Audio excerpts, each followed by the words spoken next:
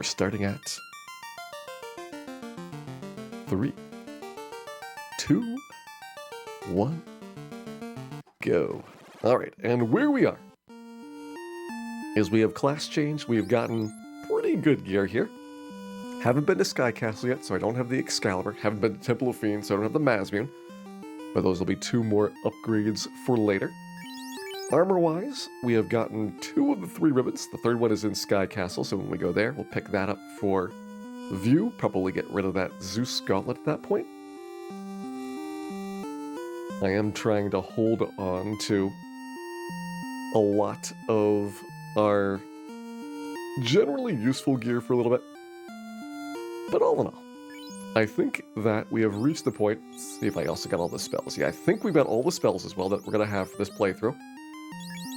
So, considering that this is a no potion challenge, I imagine we are not going to need a lot of cash from this point on. And I think that we will go descend the depths of Gurgu. I think we want to skip one encounter here if we're going from power on.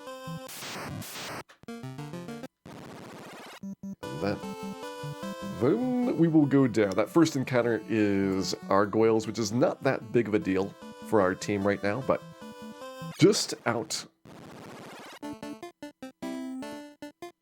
of habit and precaution, we're going to make sure that we stay on our speedrun route for a bit, which then really doesn't get used much because we don't need to pick up anything here. Like typically you'd be maybe getting an ice sword or thinking about that flame mail. But I'm going to say that it is very unlikely that those things will be super relevant for us.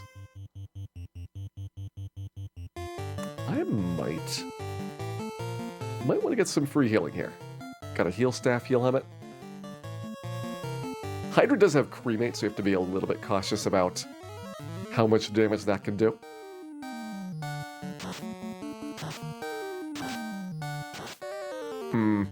Yeah, it's probably bad for you. Probably not good for the red mage. The rest of the team does have positive HP gains for that.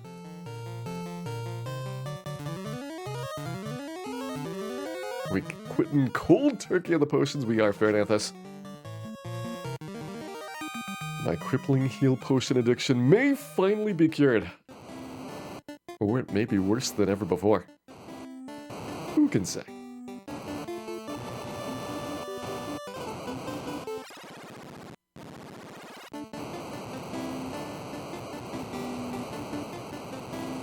Taking all the lava tiles here, even though this is dealing tremendous amounts of damage to our team. It's better to have the lava tiles than to take the encounters, just in terms of the amount of HP and time it consumes. So right there we have about 120 steps. Now we're going into about 150 steps. Downstairs, probably about 180 before the encounter. And we got plenty of health here for Red Mage. Just making certain it's not going to be a problem. I really should put that heal staff in a better spot.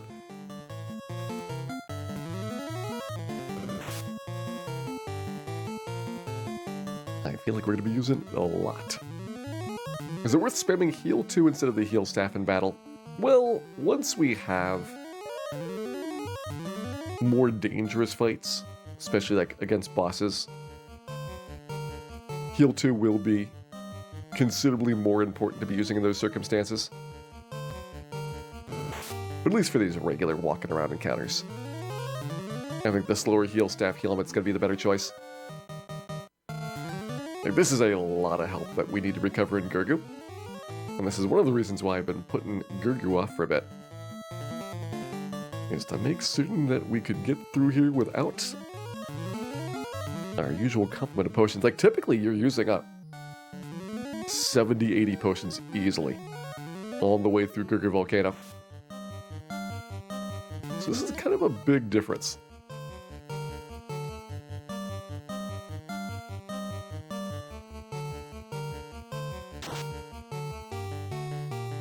Alright, No extra healing for us. Hoping to squeeze one more in there. Still should be fine.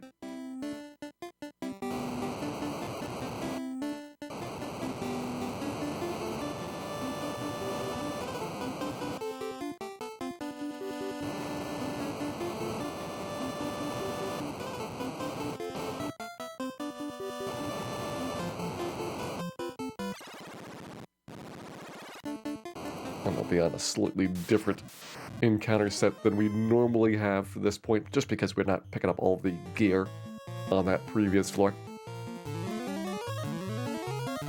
This does save quite a bit of walking. I think overall it's not that bad of a fight. Only got one of two fires.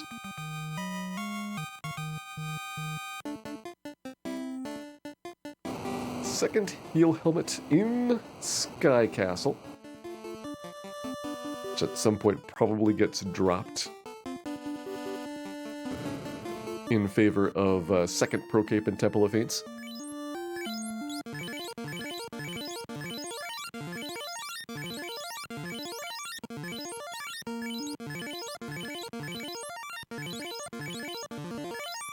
Alright, looking good for the carry fight. This one shouldn't be too bad. Carry at these levels is very straightforward. Would be nice if we had a wall spell for our red mage, but that's okay. I bet we'll be fine.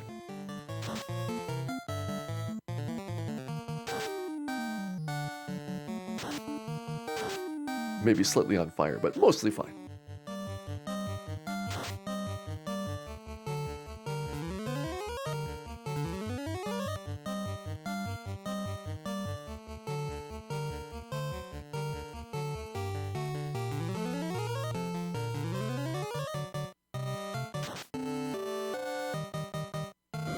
Carry only getting a 3 of the disrespect. Well, Carry getting some death too. So 2 fiends down, 2 fiends to go. Let's go ahead over to the Sea Shrine next to pick up the Kraken. These are the easy parts, and then we have the fun time with Warbeck.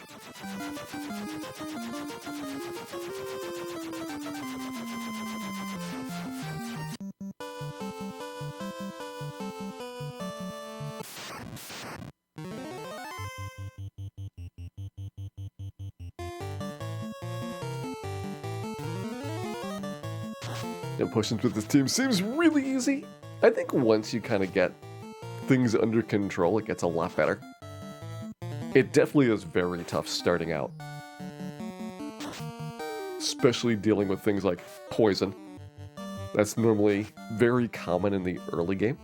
And so being able to avoid it long enough to get to the point where you can kind of just walk around and not have to be constantly looking out for every single encounter coming up, that takes a bit of work. But probably like about 2/3 of the way through the game, you get enough elemental protections that you're not really hurting as much for those type of regular fights, and then you just have to figure out how to do the bosses. That's when it gets tough. I think for the Sea Shrine, we need to figure out when we want to go in.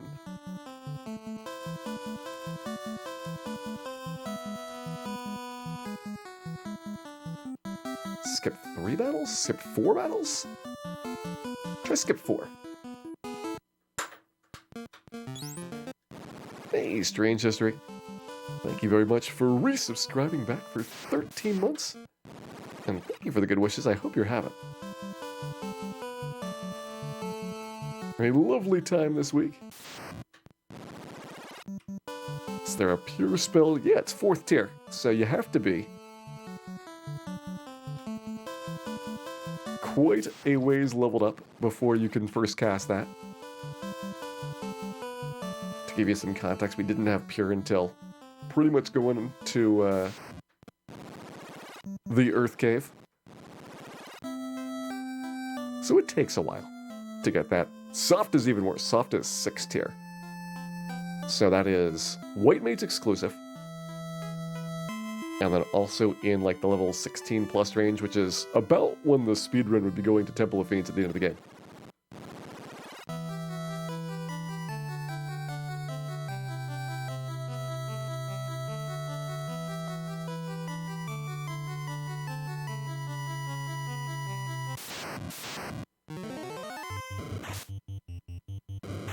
Not really tasty sea snacks. I can probably get a little bit of XP going through here.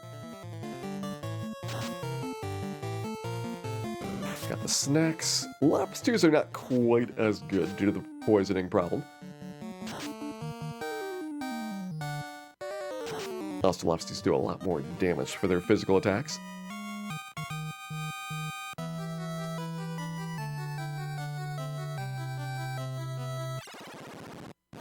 Going down.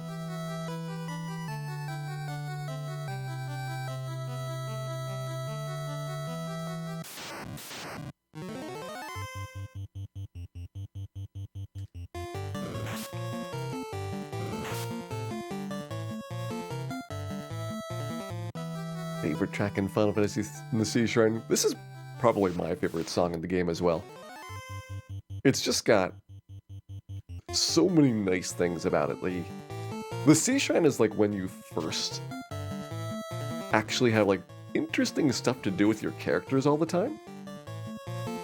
Like when you initially start, you can fight and like you can cast spells maybe twice.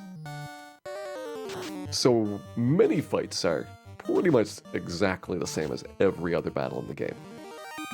But then once you get to, roughly the Sea Shrine, which you're kind of expected to be around level 20 or so.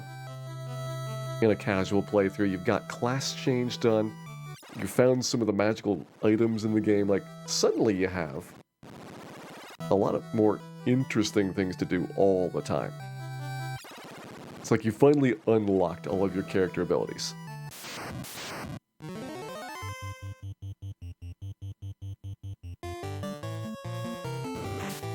And on top of that, it's just kind of a really, really nicely soothing place.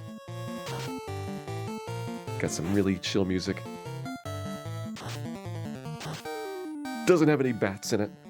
I mentioned doesn't have any bats in it, that's really good.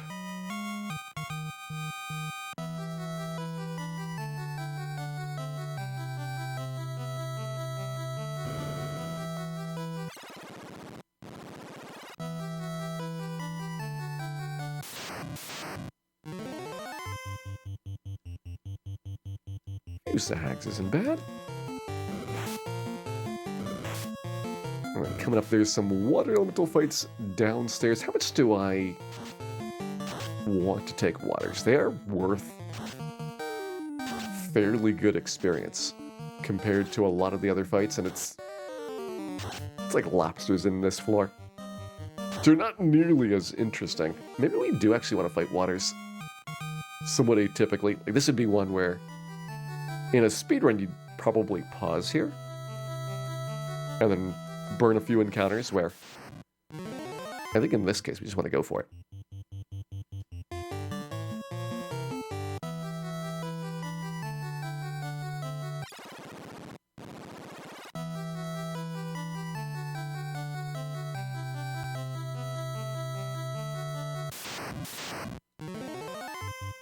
Only one water. Might get to try again. There's usually a water fight right at the end of the dungeon, if you're skipping steps. Like on a really tight step route, you can just barely squeeze past it. Otherwise, sometimes you'll be like one step away. This is probably okay. Mostly sea snacks, which are the more valuable of the two monsters here. And in decent enough quantities. It's worth getting our cooking implements out.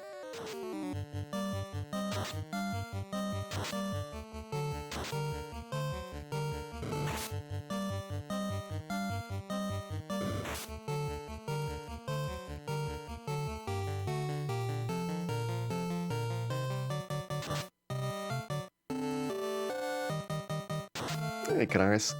What's the rationale behind heal being banned? Heal is the name of the heal potion.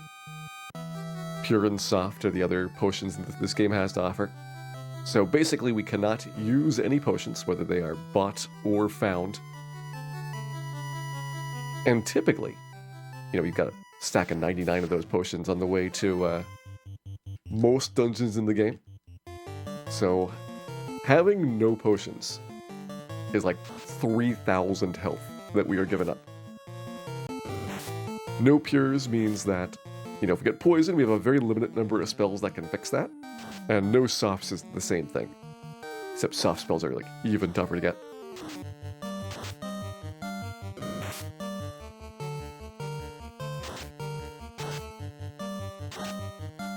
Does watching water drops race on the car window count as a portable game? There is probably a multiplayer version of that. Space-time continuum.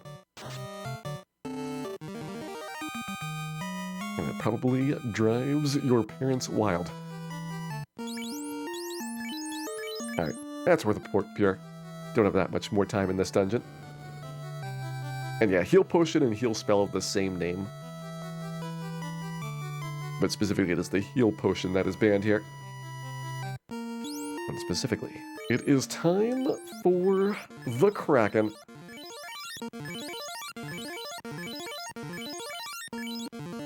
Let's go get Fiend number 3 done. This one might be worth some defense swords. I don't have the white shit yet. We've not been up to Sky Castle. That'll be another thing that will be a nice upgrade when we get there.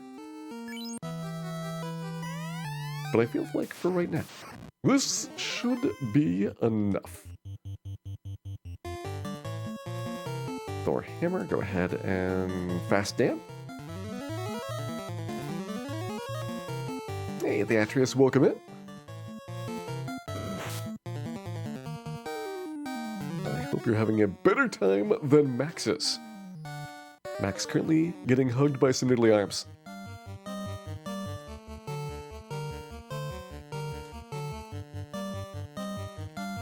I'll go with the lit 3s. He's gonna be busy with the defense swords, probably until the end of the fight.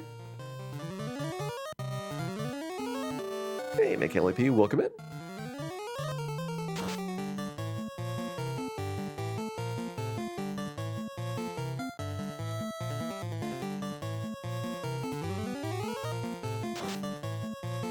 Default Kraken can win Best Dressed Fiend of the Night. Default Kraken is pretty good. I think people underestimate how good the based Fiend's outfits are. They got some pretty solid entries.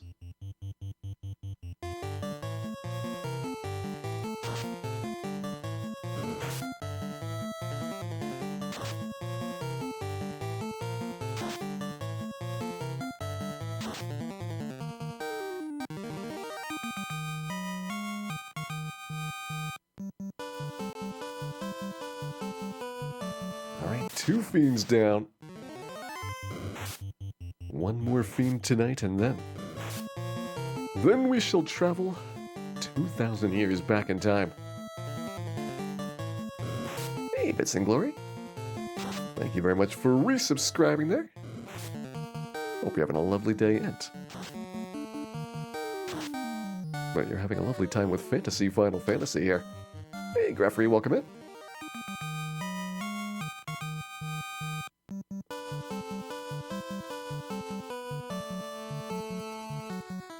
This was the easy stuff out of the way. Now for the tougher bit. So I would not normally be grabbing as many items as I will out of Sky Castle here. And I normally would have the warp spell in speedruns. So the pathing that we take in order to get through Sky Castle probably is not going to work. Which means that when we get up there, there's going to be some improvisation required.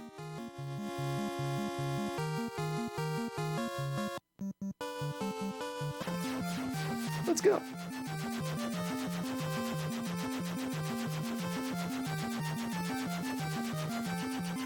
Also, typically when you're doing a speedrun, you tend to not want to fight Warmechs. So that will be another change. I am pretty certain somebody has ordered the Warmech Ent. I do intend to deliver. Also intend to make some Tyro sandwiches, so if anybody's hungry, we are firing up the grill now.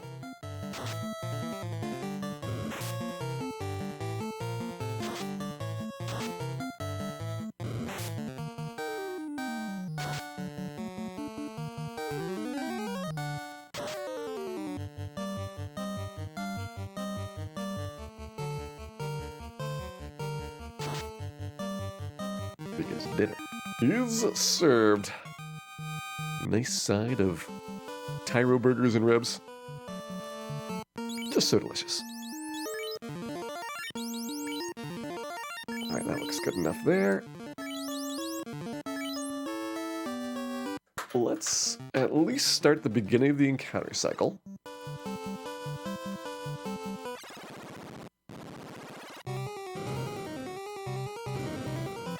That'll give us some fairly good, favorable encounters for the Mirage Tower portion of the walk.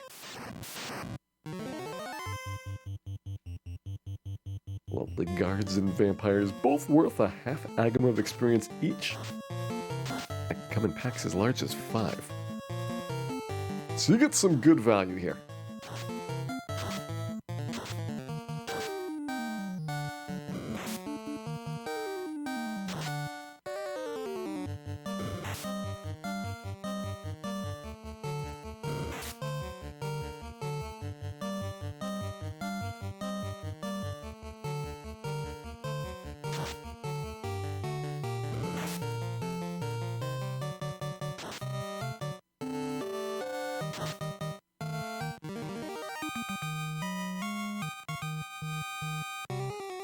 Up we go.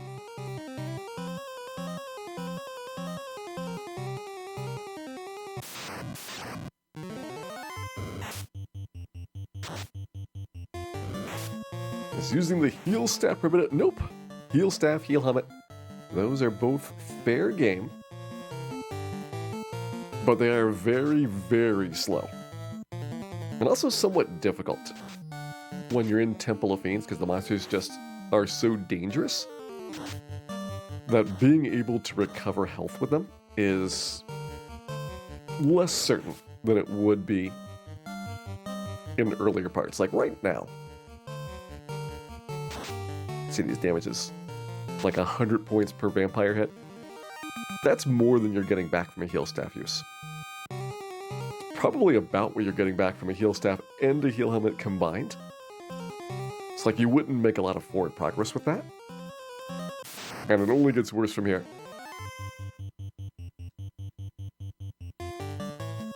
Fortunately, there are some good battles that you can use those on. And we're going to probably do like top half of Temple of Fiends that way. I'd like to not use any of my resources probably Kraken's floor.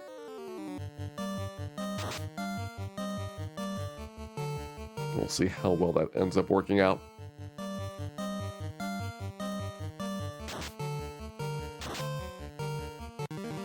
Hey, Plabu, yep, somebody's already got the Warmech. That was picked at the start of the run on Sunday. And I'll go find out who it is once we have a Warmech in sight. Actually, make sure I've also got any important notes for these pickups here.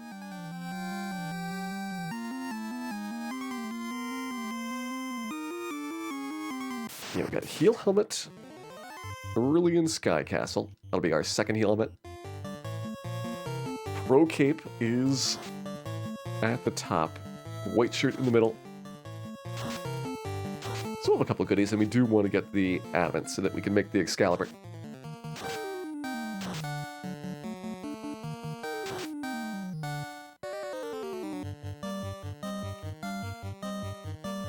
That should be everything we need in here.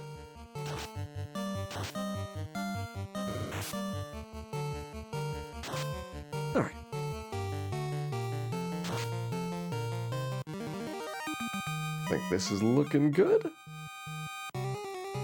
Also some pretty nice XP from these fights. Outside of Temple of Fiends, this is one of the best areas to grind in this game. Maybe not grinding blue dragons, but most of the rest of it's pretty good. This is probably worth a fast. If Dan had not jumped the gun, I feel like this would have been an incredibly good Blue D fight. And instead, Dan has ruined everything.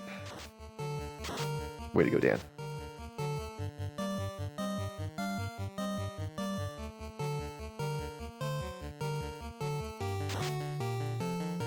It's 50-50 whether Blue D does thunder or physical attack. Physical attack's way better for us in those situations. At least until we can get that last ribbon out. Let's see. Going over here for the helmet.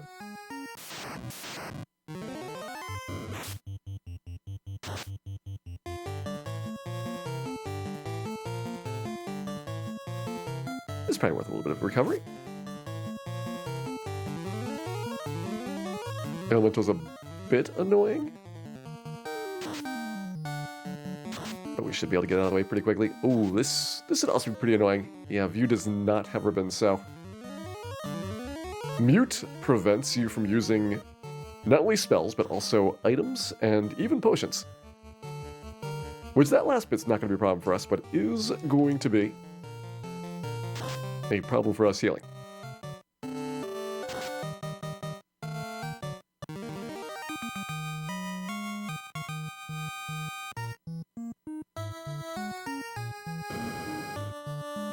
This one? Is it this one? There we go, that should be it. So that'll replace... I mean, we don't need Ice Shield ever. So that can go. Can you cure Mute in battle? Cure 4 can cure Mute. But it would probably not be a very good use of your Cure Force. Heal Staff on Faye? Heal Staff on Dan, maybe. There we go.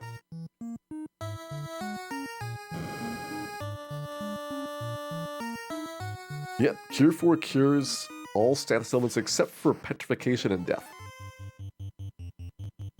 Which is not something that I think is advertised on Cure 4, and it doesn't work outside of combat. So like if you're poisoned and you cast Cure 4, you'll still be poisoned outside of combat, but in combat it'll be cured.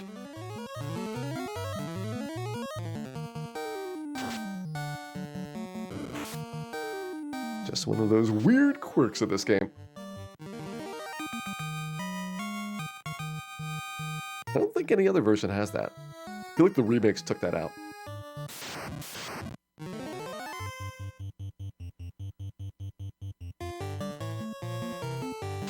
Alright, maybe less than ideal Germaduses. These things are a lot scarier when the only person with pure or soft spells is Max. So 1, 3, and 256 hit could be somewhat disastrous.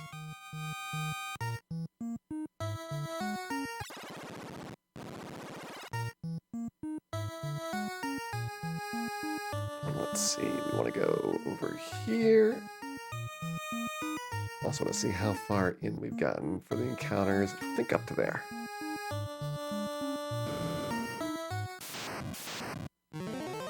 First one should be the shield. Second one should be the ribbon. Hey, K-Groupa. Glad you're enjoying the fantasy Final Fantasy.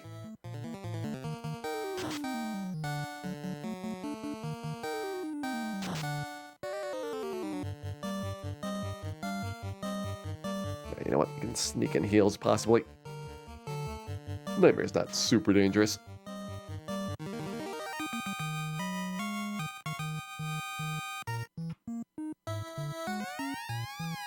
Okay, yep, that should be ribbon, which means Zeus Gauntlet.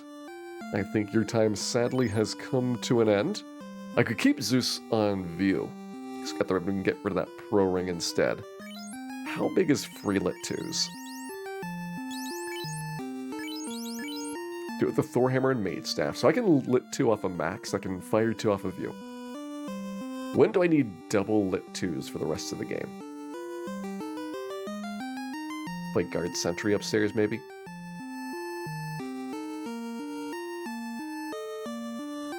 It's better to lit 2 than fire 2 on Chimeras and Chimeras. Fire elementals. It's like a very, very small number of fights. Anything that we got on Kraken's floor, probably. Downside is, if I keep the Zeus Gauntlet, I lose 2 points of defense and a 0.5% evasion on view.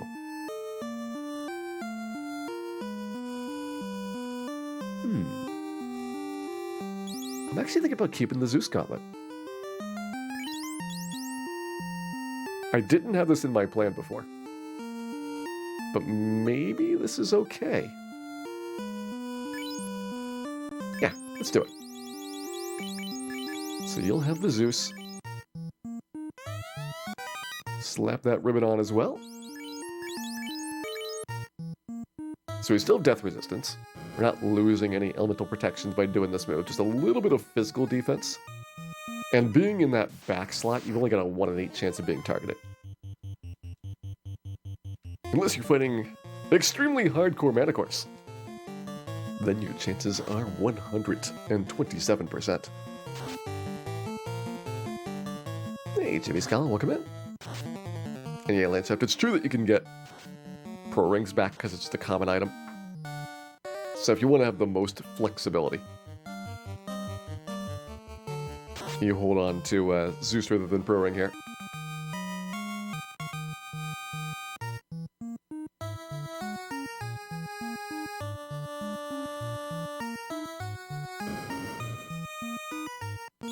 And then I can never remember which one's the white shirt, which one's the black shirt. But let's just open the boxes.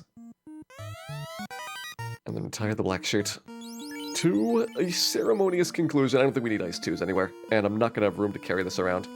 Once we get the Pro Cape, I'm already going to have to get rid of Dan's Opal helmet for this heal helmet.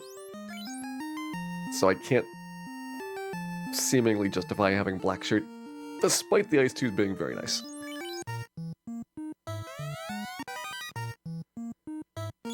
Hey, Paul Charles. I would say this no potion challenge was fairly difficult to get started. Once we got past Ice Cave, it got a lot easier. And that's pretty much to be expected because when you play the game normally, that's true there as well. Like, Ice Cave is just so much more difficult than the stuff before it. And all the stuff around it that once you got the airship and you got class change and you got all kinds of things going on really fast, like your party gets a bunch of upgrades faster than the monsters do for a bit.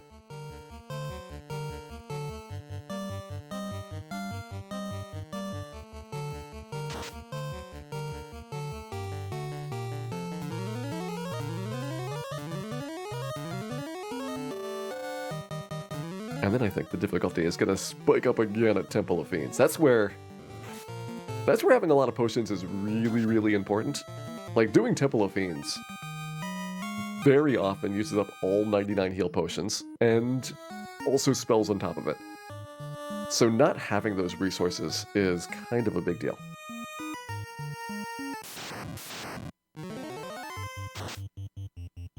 Getting nuked by Evil Man would be a big deal too. So, why don't we try to run away really fast?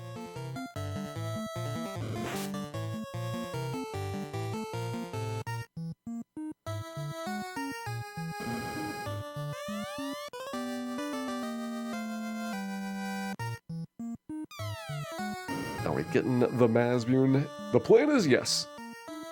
I think we do want the Mazmune with this team. I don't know if I'm going to do a double trip through Temple of Fiends to have the Mazmune for the entire time through. It makes things a lot easier when you're going low resource trips, and if you got a travel spell, to grab the Mazmune, exit out, and then do the dungeon again.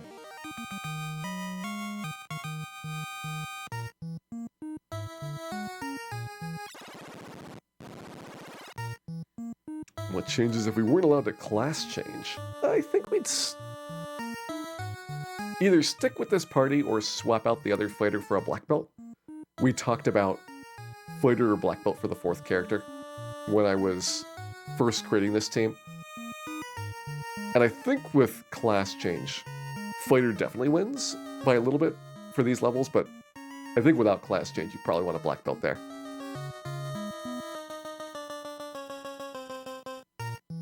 And I think, let's see. Make sure that we don't accidentally grab any unwanted potions here. Yeah, it's the one in the front. Hey, Nakarashi, welcome in. This randomizer, this is just a regular old Final Fantasy cartridge. There is nothing special going on with it.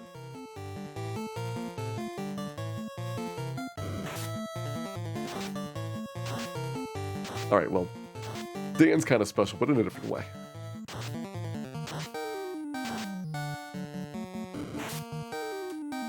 The second White Mage makes sense. The White Mage does get Heal 2 and Heal 3, which are pretty good spells for a challenge like this.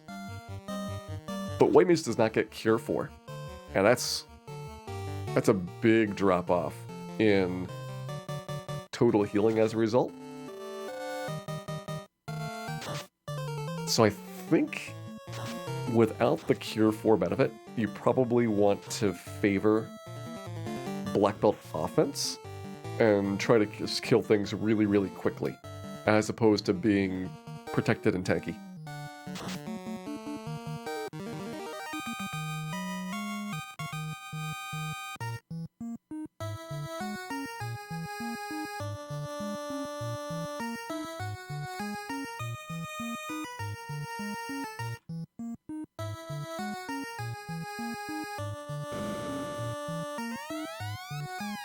That should be my Pro Cape, which downgrades Dan. So he's going to lose the Opal Helmet. Yeah, I think this is for the best. Heal limit's only 2 points worse, so it's not a big loss. And White Mage gets 8 points of defense off of this Pro Cape, and that's really, really big. It does mean that Heal Staff needs to go back here. We probably do want to Heal Staff more often than we are going to Thor Hammer. So we'll do that.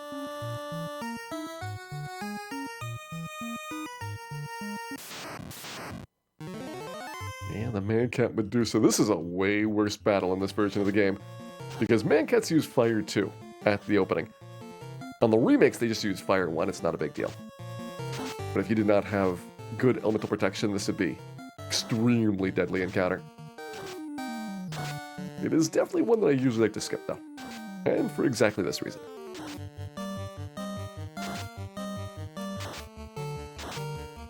Also be kind of nice if we didn't go absolutely last among the 9 monsters. That was not ideal.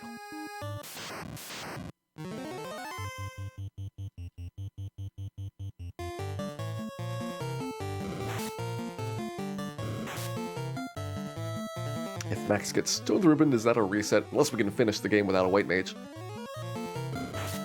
There is no way to unpetrify the White Mage with this party setup. Stone is just so much tougher to deal with than Poison is. Poison, like if your character dies, then they get revived and they are not poisoned anymore. Whereas if they're petrified, they can't be killed afterwards. So you can't even use like tricky ways to solve the problem.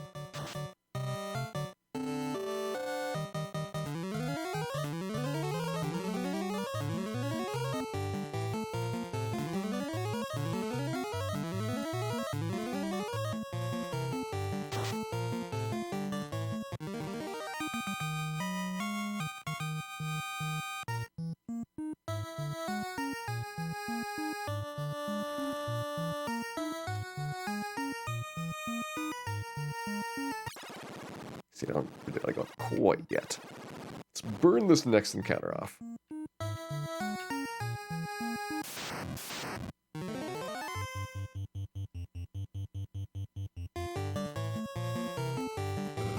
Hey, Vivitz, welcome in.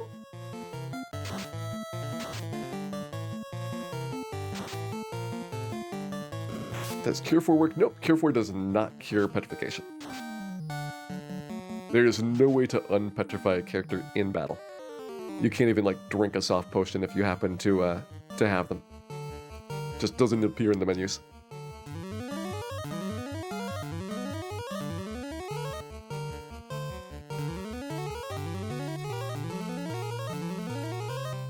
Has the White Mage gotten stoned yet? Nope. So far we have, I think, only had one petrification since I've gotten the soft spell. And it probably was Dan. Because really, who else would it be?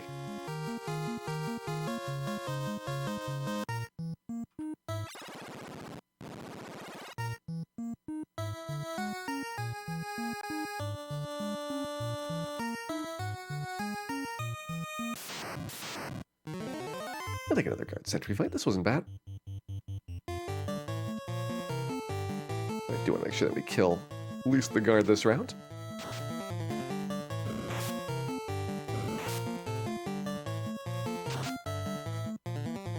Maybe we should have just killed the sentry and used this fight to get back up to full health.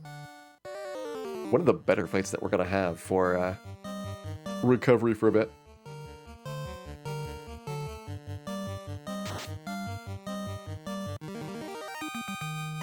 My guess is for how long this will take, I would say that if everything goes first try, then we are probably about maybe a little bit more than an hour from the end of the game.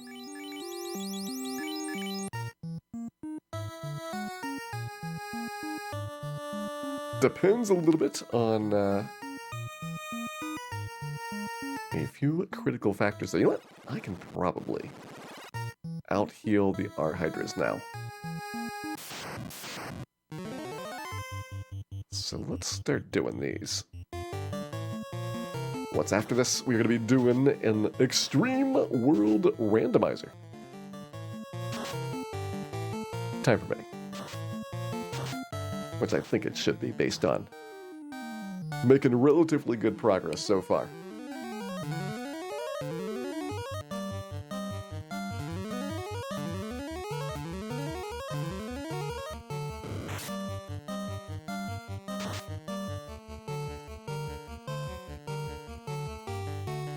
Alright, Hydras. Time to give you the heal potion shuffle. Andrew 314, welcome in. Hope you're having a lovely time here, and that you do enjoy our no potion challenge tonight. That's fine, we can out-heal that. Oh, can we out-heal that? 1, 2, 3 heal items per round.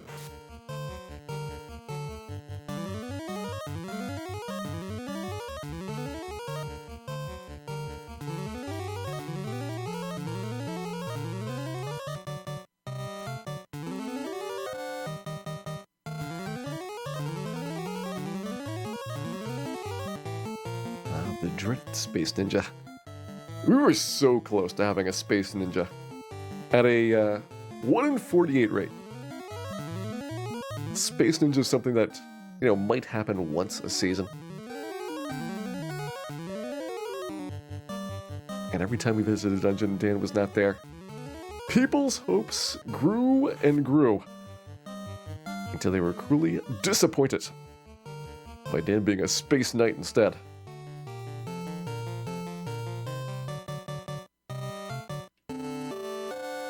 Hey, Wolf and Josh, welcome in. Oh, hard draw. Alright, well, got a little bit of time anyway before we need the health, but only a little bit.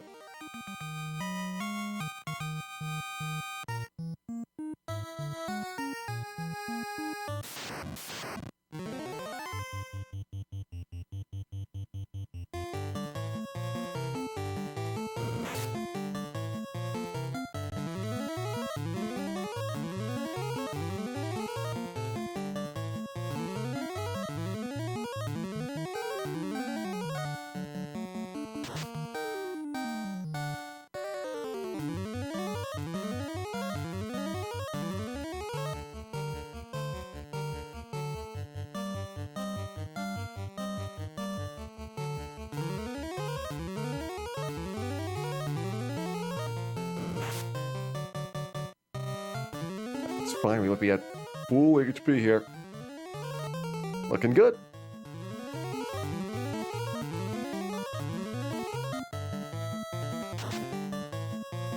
And I think some of you might know what is up. For I see. Down this extremely long and narrow bridge. One war mech. Let's go. Defense. Dan going offense. I guess we're probably going to need to cure 4 Thay here. Get that fast spell going. Was hoping we could maybe avoid the ambush and get a better start, but nope. War mech disagreed. Oh, there'll be hugs. There will be many hugs tonight. And they will all be nuclear powered. Fast on Thay? Yeah. Oh, my Dan. Okay. Dan was fortunately clenching.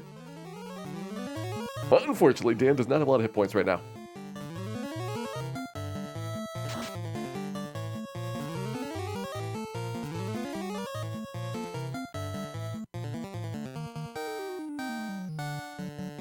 The heal 2 helps everybody. The cure 4 really helps Dan.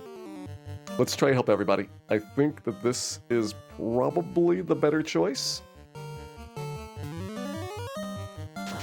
But it is close.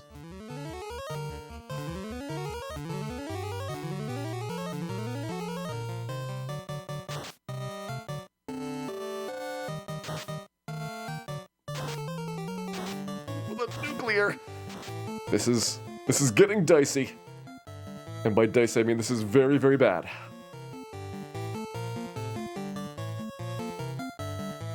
You do not have Cure 3. That's a bit of an oversight. Alright. Good dodge by Thay. But we need this war mech to die real fast.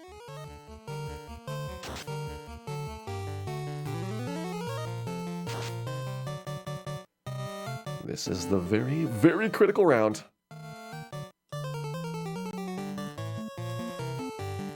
Come on, Dan. Do it! Thay, do it!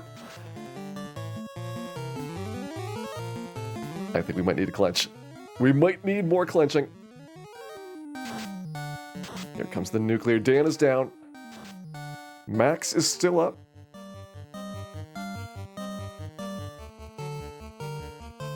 Yeah, go for the cure 4 on yourself. Try and stay alive. And take out war mech. There we go. War mech has been defeated. And let's see, who's getting one? I know that there was a war mech pre-order at the start, and it looks like this war mech is being sent to Waffle Donkey. Congratulations, Waffle Donkey. I hope you enjoy it. If I revive the Red Mage, then Red Mage can revive Dan. The problem is, since we don't have any healing, this is where it would be very nice to have heal potions. We could exit and bail and not risk losing to Tiamat. I've got some Cure 2s and Cure 1s. Got 1 Heal 3. This doesn't seem like a lot. I think the Cure 4 on Dan would be more impactful for this.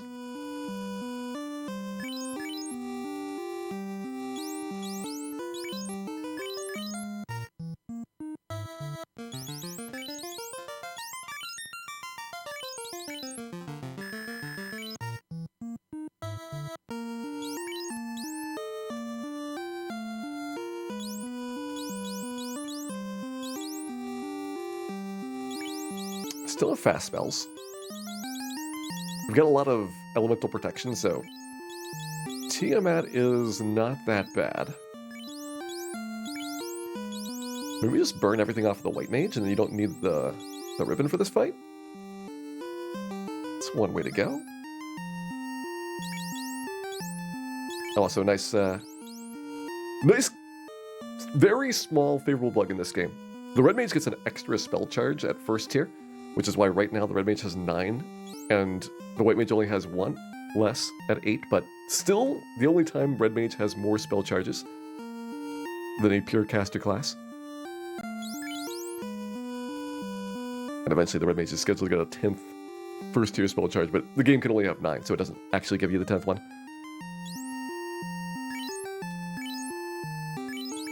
Alright, let's start with the cure 2s. See how far we get here. I think the red mage is more important than the white mage.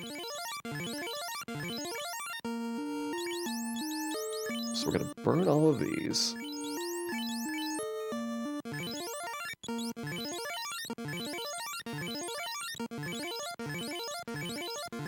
Then burn our cure 1s.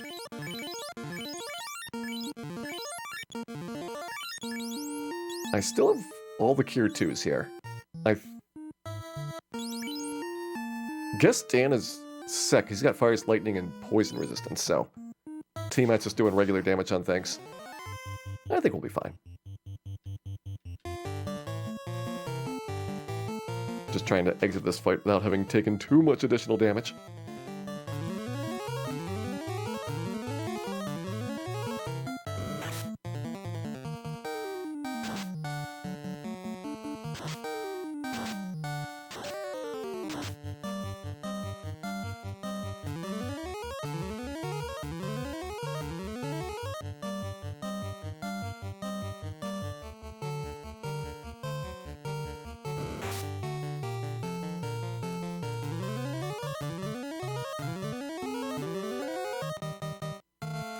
And is there an easy encounter that we could have done? I think this one's not too bad of a fight.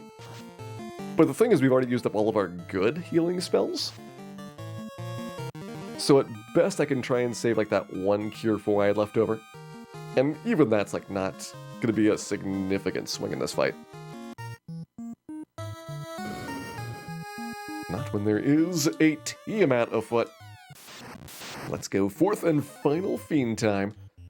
Defense, offense, you've got the fast spell. You can do the white shirt here. Try and avoid getting any munch attacks. That should reduce our risk pretty considerably. Tiamat does hit very hard with physicals as well as a wide variety of elemental attacks.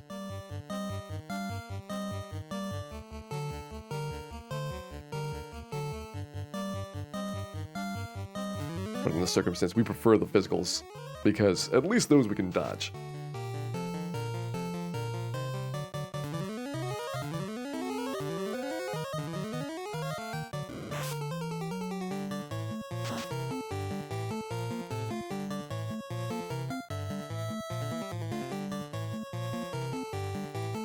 I guess attacking probably better than Fire 3 here.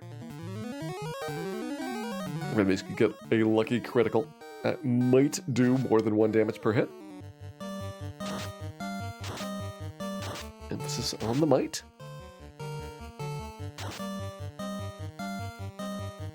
I played the Shining Force series. I've got the first 2 games in the Shining series, and then once it, I think it was Shining in the Darkness. This is on the Saturn. That's one I've seen but not played.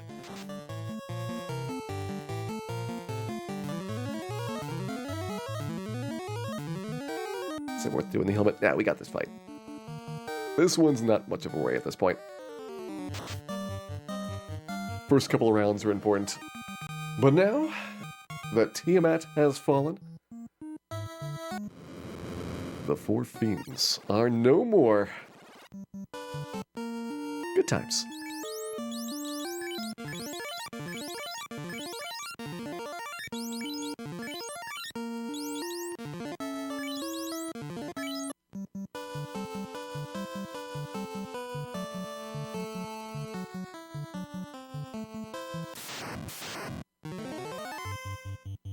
Ooh, bonus. Even got some extra meat for the road.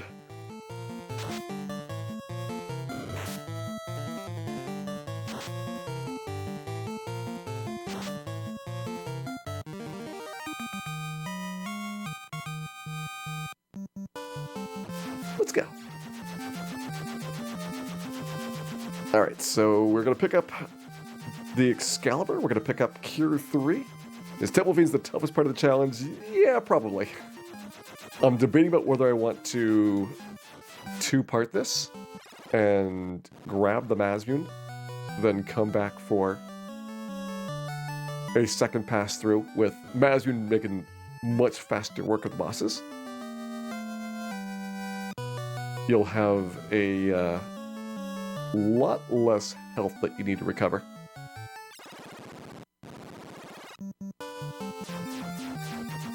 Alright, Chibi Scala. Have a good night.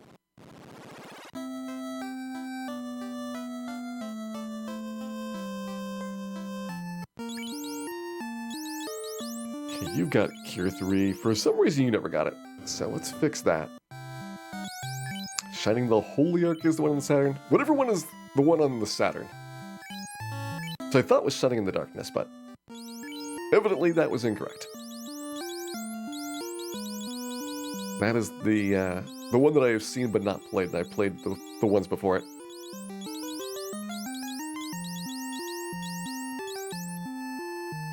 Do I want Fog 2? Do I want Invis 2 on the Red Mage? Do I want some levels? Yeah, I want some levels.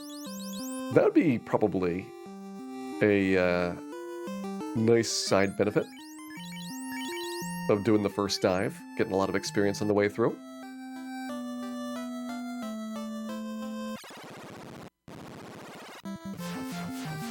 So maybe we do benefit from putting this in two parts. So you're going Excalibur, you're going Sun Sword. Wait, oh, Red Mage.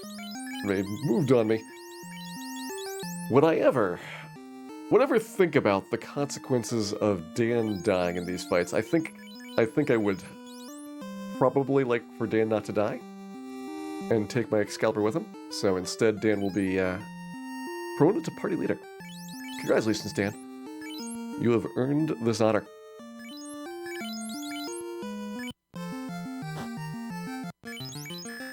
There we go.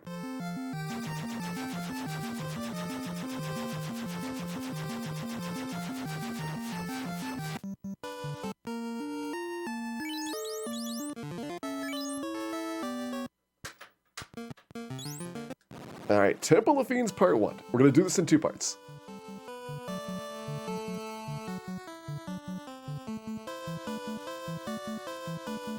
And is there any circumstance where I would want to have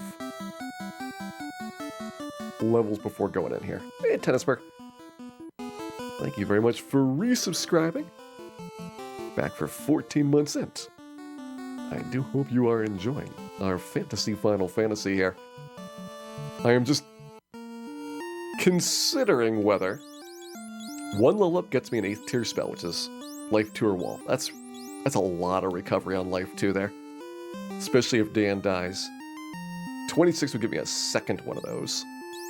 Then maybe you've got a Wall spell for the end. View getting Ice 3 at 25, not that important. Like, I wasn't really expecting Ice 3 to ever do much. And then for the fighters, yeah, you both...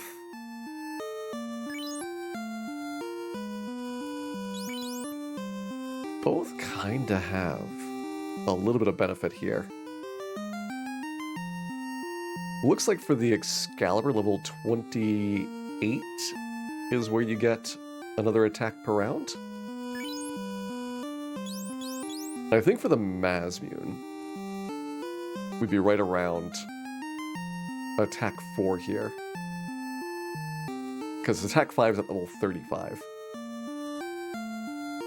It's 8 levels between attacks. So maybe Mazmune also needs, like, 27.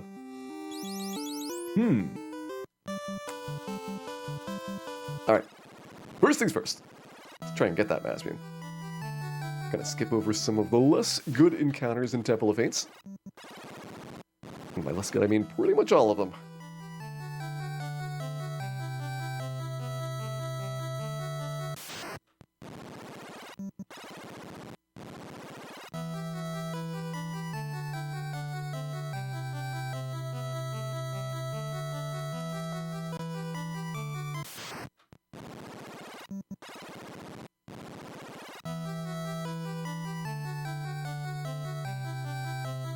As no consumables, a significantly longer challenge. Well, the ability to not save on the overworld is something that I think would be very unfun.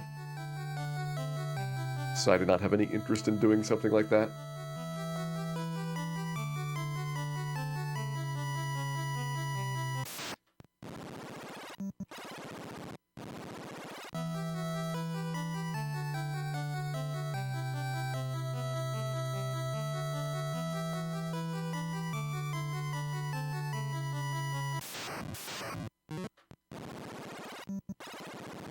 Two more skips to go.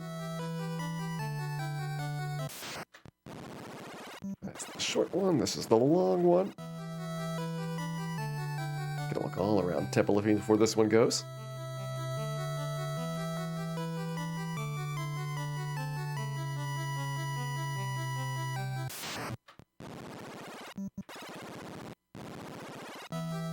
And then to the left. To the right. One back for luck and forward to the black orb. It is time to take a little trip 2,000 years back in time.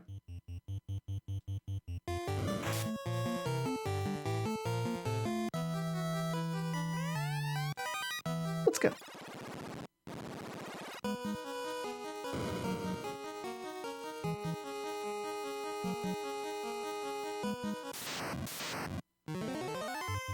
Want nothing to do with these frosties.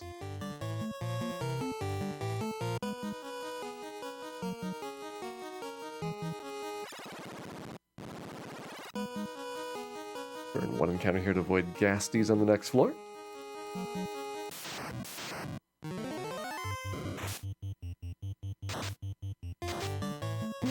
Chimera already has used the cremate. I guess the Chimera poison attack is not a big deal for us. So I can take these.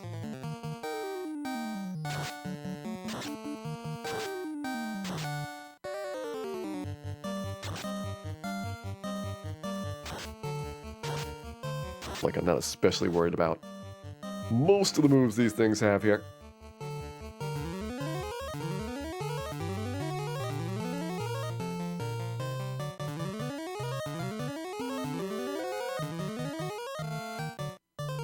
And it's a nice opportunity to get some health back. Nope, you won't use heal helmet.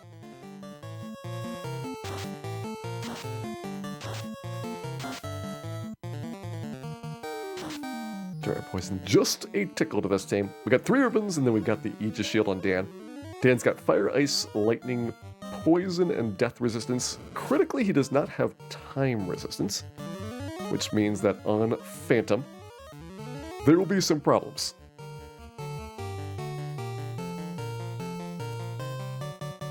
And I have to think about how I would like to deal with those.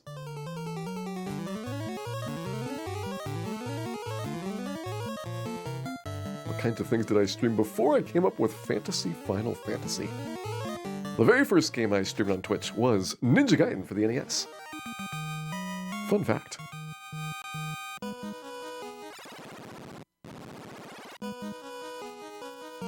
It was in 2013 that I was doing that. Maybe a bit in 2012. Alright, these are okay men. I've seen worse. Seen better. I've seen a lot better. You know what? Maybe these men are not so great.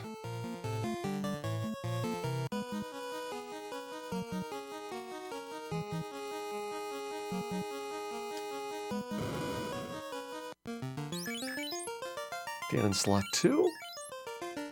I think worth it.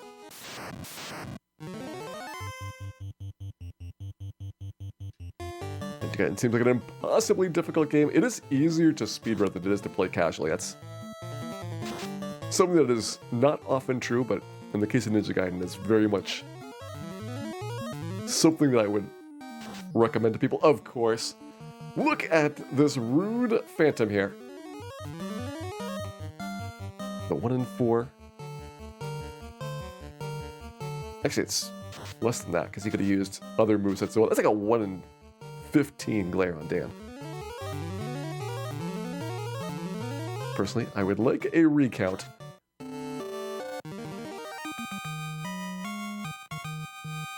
Oh well. Sometimes Dan happens. I think using your life one's the best bet.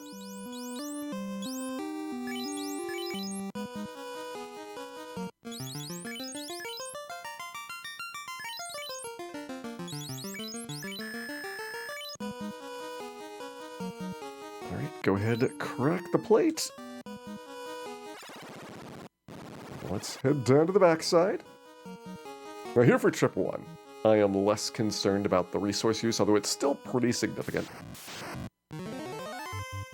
We will have opportunities to get a bit of savings at the end, because you don't have to fight Tiamat, you don't have to fight Chaos. So you're skipping out on some of the really, really bad encounters at the very end.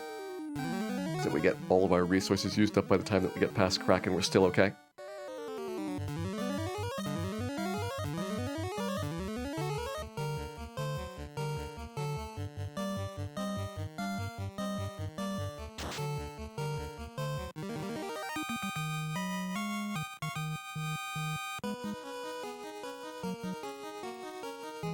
Come up on the Lich Nuke.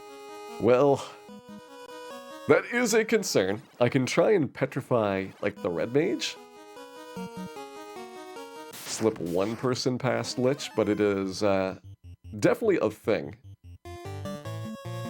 to try and deal with how much damage that nuke is going to do.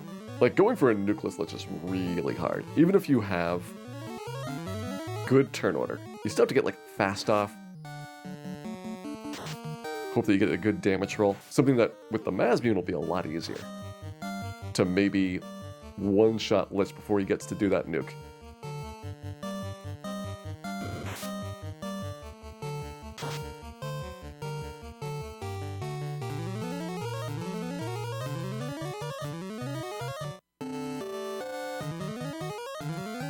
No work for the Mazmune shouldn't be a problem. We're going to be exiting out after getting the Mazmune.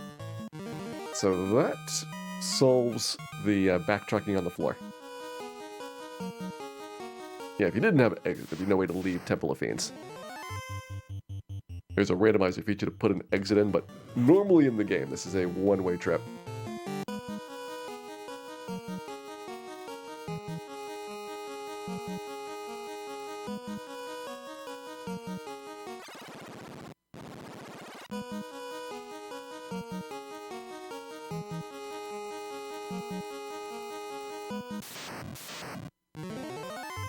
I'm debating whether or not I would like to go after the Gurmedusa here.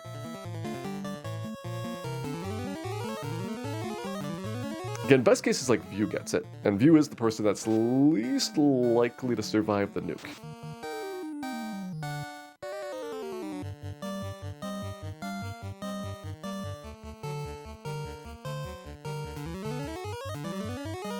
Does randomizer feature just let you climb up the way you came in? Yeah, basically it puts a staircase in the start of Temple of Fiends. It's just a normal return stair. Takes you back to where the black orb is. But in the original version of the game, there's just nothing. So, unless you got a travel spell from a mage, there is no way to escape once you enter this dungeon. Hey, Grist Beast. Thanks for the good wishes there. Don't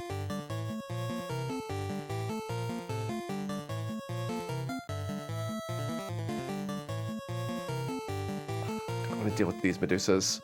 I can still get the experience from this pack. I probably should have used this pack to get the petrification, because it'll be tougher to slip through Tiamat's floor if I take the second one. Or we could just go for it and hope that View and Max do not both get killed by the nuke.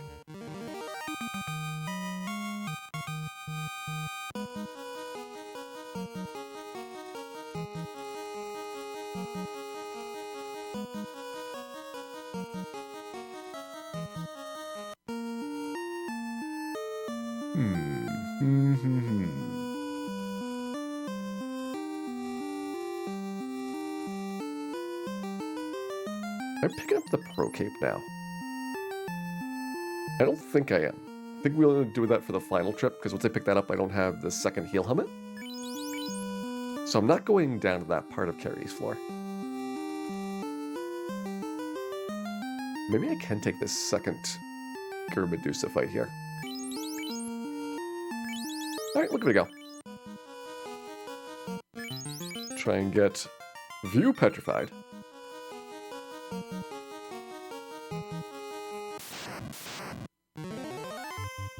Seems like it shouldn't be super hard.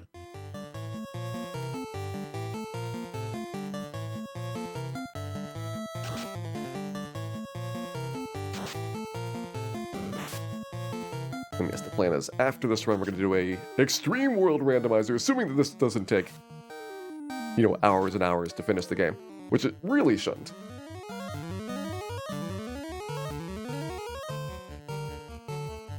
Like, I think if everything goes well here, we'll have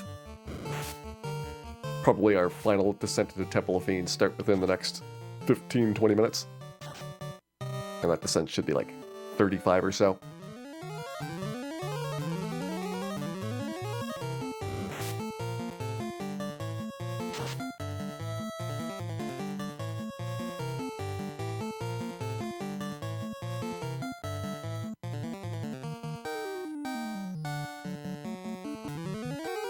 Alright, Chris, enjoy your lurking. There we go. You got View knocked out.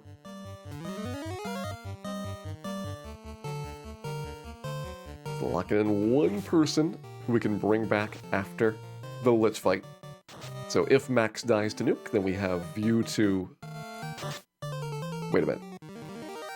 I have just realized the flaw in my plan. Alright. I can't actually do this. Because if Max is dead, then there's no way to bring View back. So let's go with plan A. Hope that we don't have both of our mages killed. Should work fine.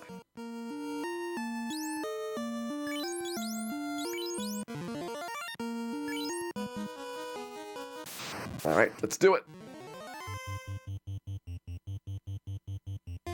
Extra damage in by Max. Yeah, I don't see a lot of downside to this. If we're not doing all the fiends, then can afford to fast here. Nuke free fight, we're looking good at it. I would say it is very likely that Lich will be nuke free there.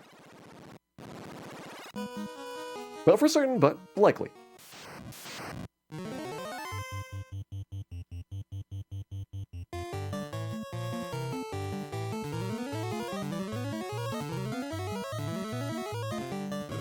Yeah, that was a fasted Excalibur. Very good turn order.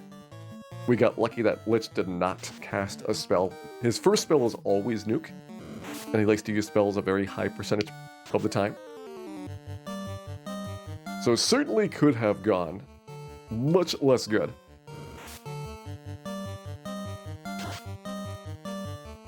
But one of the advantages of having our mages is that we can use that fast spell if we need to. Hey, NES Cardinality!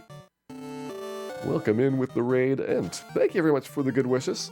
Saw you doing some more Star Tropics today. Hope that that has been going well for you. Always fun to watch NES Card grinding through those classic NES games. And tonight, we are working on a no potion challenge of the original Final Fantasy. This trip down is to grab the Mazmune, so we are not going to Chaos quite yet. But we are in the final dungeon.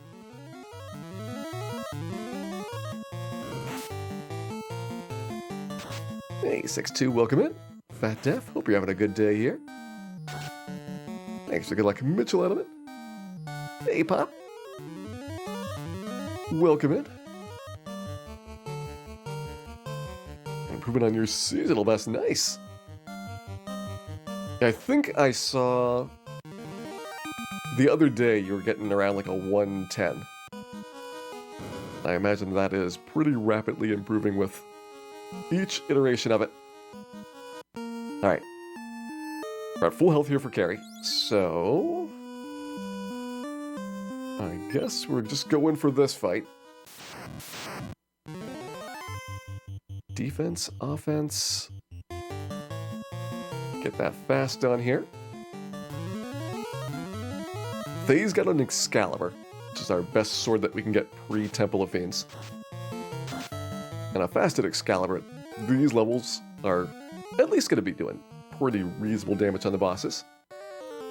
And then once we grab the Mazmune, I'll feel pretty confident that we can make it through a lot of these fights without having to use up all these resources. And so we'll have as much as we can possibly take going into the final couple of floors.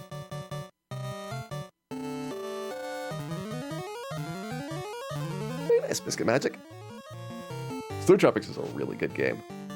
The sequel doesn't get quite as much love as the original Star Tropics, even though it's very technically good. Star Tropics 2 just doesn't have like the same kind of plot hooks that I think people really loved about the very first game. And in Star Tropics 2, the bosses are a little bit goofier than they are in Star Tropics 1. You know what? I'm going to take the Sea Shrine Pile of Pain here. Try and grab whatever experience we can on the way through.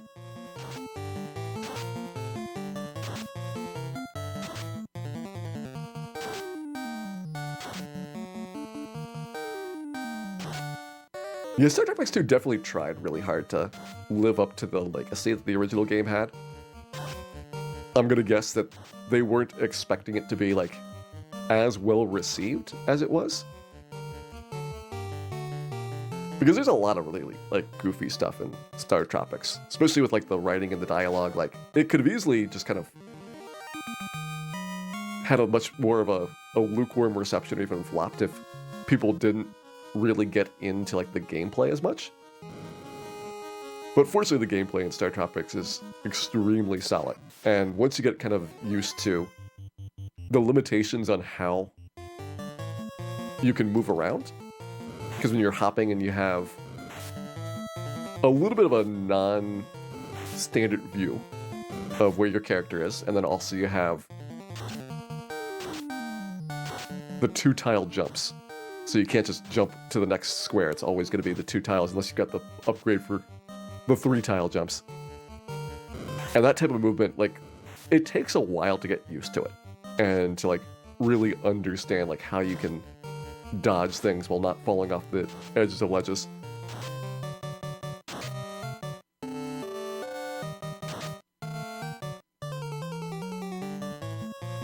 Remember Star Tropics all over Nintendo Power? I think it definitely did get a lot of promotion.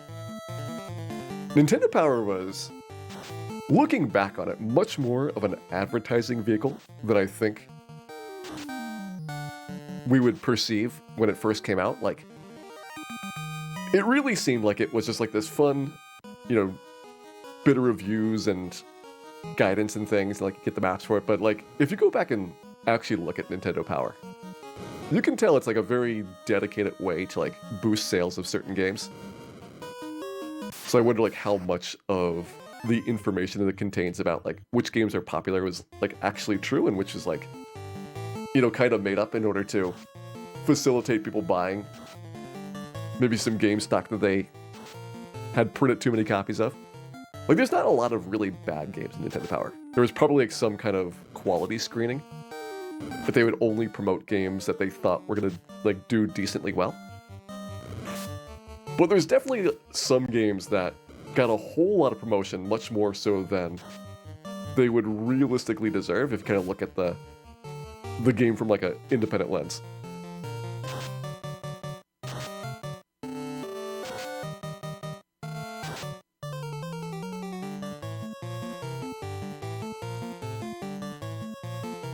You know what? I think I'd rather have the heals here.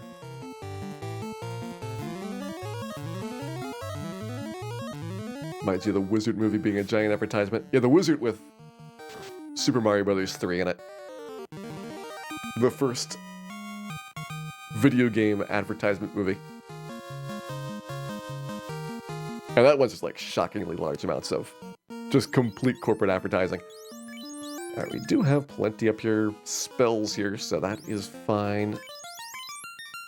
dance going to be at the front for this? Think so? I think we're just here for the Masmume, then I can afford to burn these cures. So let's do this. Oladans, or do we want to use some of the mages? Let's use Oladans first. The fighters can't really afford to cast cure spells in combat, so they don't need them as much as the mages do. Well, here we go. It is time for the very noodly and very dangerous arms. I hope you're all clenching. Red Mage was not clenching. Let that be a lesson to you.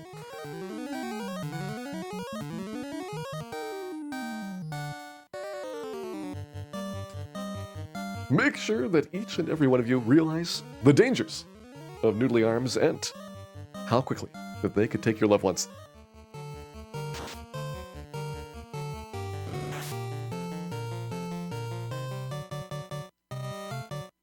And the scores and reviews in the N64 era are pretty reliable. Yeah, I think by the time that it was possible to get information from other sources, it would be a lot harder to have like a pure advertising magazine. But like when the NES was out and the Super Nintendo, there was often zero information about new games. Like you might have never heard of a game.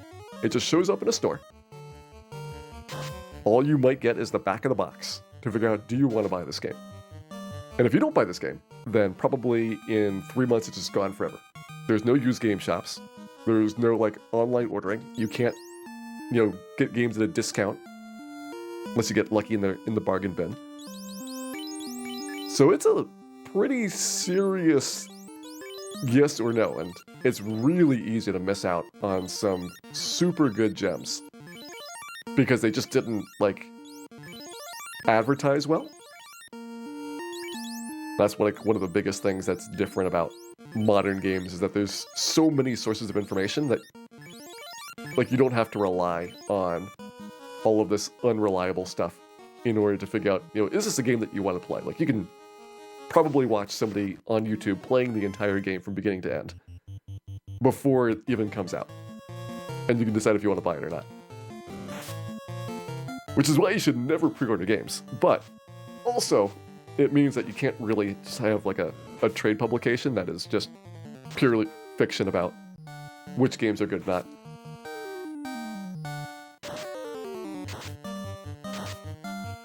The front art of Mega Man 1 is deceiving. That is the most realistic depiction of Mega Man Random Boy person that I think ever has existed and ever will. That art is a masterpiece.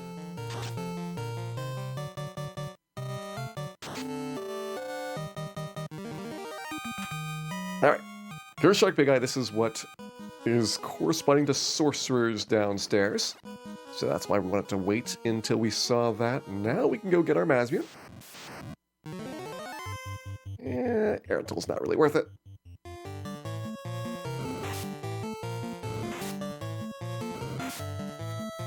These are a decent fight probably to get our health back after Kraken. Gotta survive like the first couple rounds against them. Or at least you can whittle it down to like one air elemental.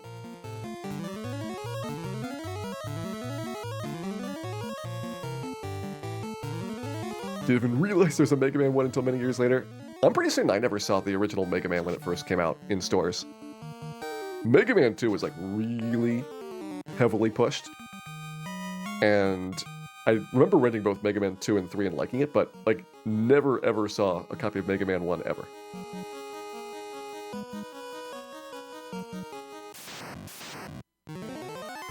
Oh lovely, all the purple worms out today. These are really good XP. You either get 3 or 4 purple worms in this fight, and it's one of the most dangerous fights if you're doing some of the more low-level speedruns. Because purple worms have a big enough attack that they can easily swamp a single fighter.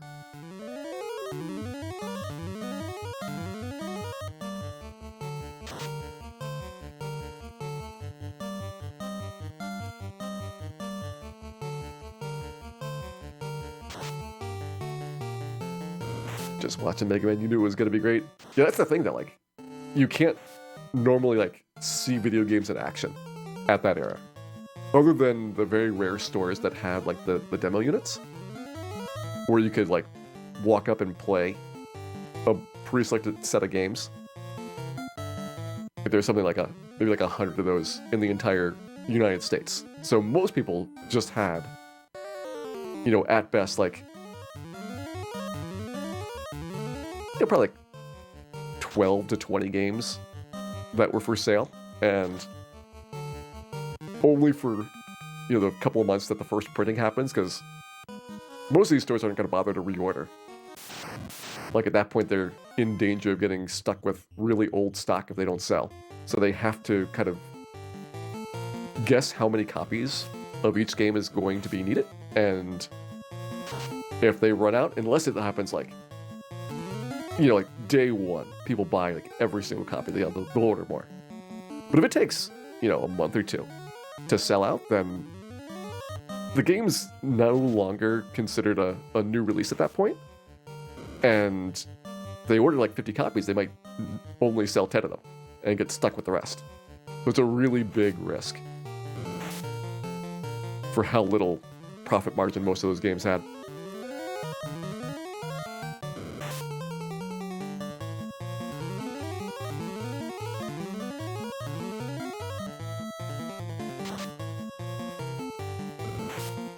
I remember renting games over and over Hawk Laser. Yeah, I didn't rent a lot of games.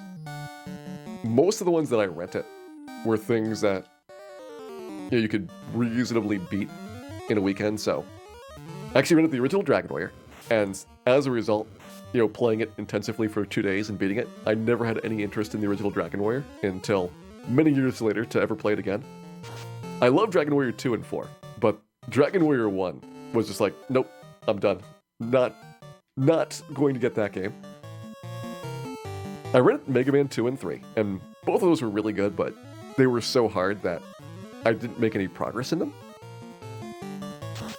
I beat Feria in a weekend, and that one, looking back on it, I have no idea like how I did like all the mapping for it, because that's a really tough game to do without any hints or walkthroughs or things. Like trying to figure out where you're supposed to be going in Feria is a really big challenge for a long time.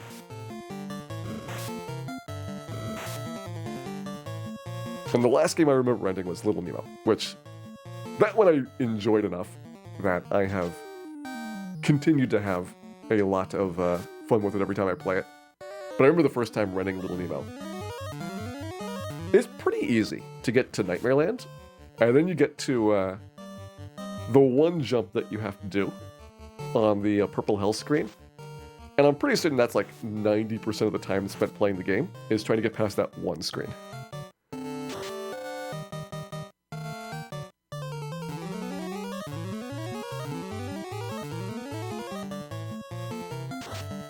Ooh, nice, Omega. You got Destiny for the Emperor as a lucky hit. I can't remember if that was one that I rented as well. I don't think I rented it, but I know I had played it before the modern era. Because it was one of the RPGs I remember being really, really, you know, having a lot of fun with it. I think that might be one that... I think when the N64 came out, a lot of people were like dumping their NES collections, and I bought like 10 or 15 games at the time. That might be one that I picked up like in the late 90s and first tried it then. Another one where I got like really far into it and then didn't actually finish it for a long time. I think I got to the point where you're up in the northern snowy lands, and there's a split in the game. Like there's a side quest that takes you off in a different direction for a long time. I think I went the wrong way in the side quest and had to completely restart to figure out where I was going. In any case, we got a Mazmune out of that. We have accomplished our mission for trip number 1 here. And good news, I don't think we have to go buy any heal potions, so that'll save us some time for setting up for trip number 2. Let's see, are we trying to get levels? Dan and Faye can level up on the way through. View getting 25 is not a big deal. I don't care about Ice 3. Max getting to 26 and getting that second charge of Life Tour Wall. That could be a big one. I'm going to try it with what we got right now. See if we're able to successfully make it to the end. Certainly if we have a no-nuke glitch, I think that'll help quite a lot. Let's go ahead, get back to the start of the encounter cycle. And prepare to go. Beat Legacy of the Wizard as a kid, Caloris. That is a really tough game. That's another one where beating it without like walkthroughs and guides is incredibly impressive. Legacy of the Wizard was one of the games that like I tried at somebody's house and, you know, maybe got to like barely scratch like the surface, because like unless you know this character can go to this area, you can't even find where the items are. Like if you pick the wrong character to start with, like you are walled in so hard. And only very small numbers of characters have to go down the right entrance to get to the places where they can do stuff. That's definitely a game that would very heavily benefit from either like a hint system or like even just a more heavy set of guardrails, kind of directing you to where this character needs to be at.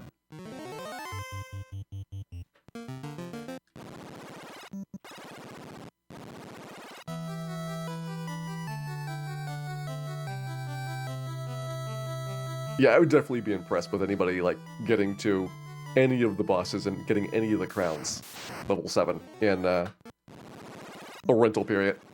Just like the frustration of having to, you know, grind for all of the gold and food and then still not make any progress. It would be tough to like play that game intensively.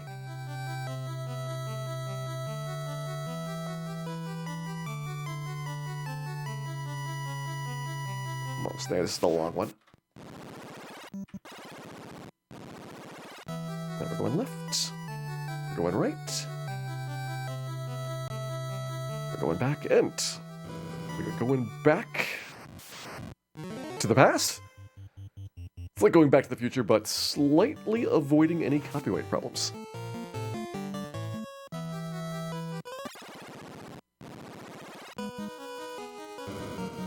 Give playing Dragon Warrior 2 Nits.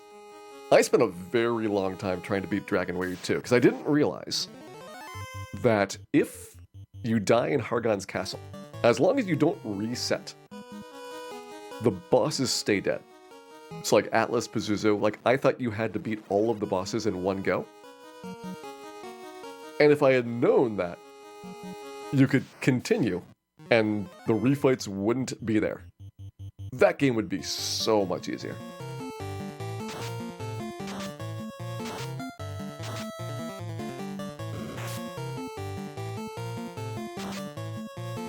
Like, that's not even like a speedrun strat or anything. That's just like something they don't explain at all on how the game works. That is very important information.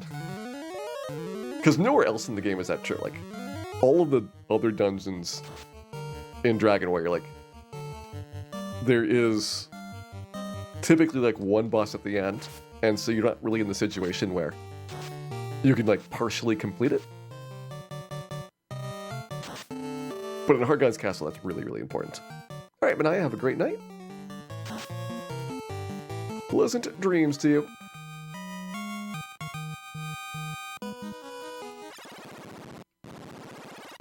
You learned watching me that you had no idea how to play Final Fantasy Legend 2. I think that how Final Fantasy Legend 2 works in speedruns is perhaps not representative of how Final Fantasy Legend 2 is supposed to work. But it is very, very fun to play.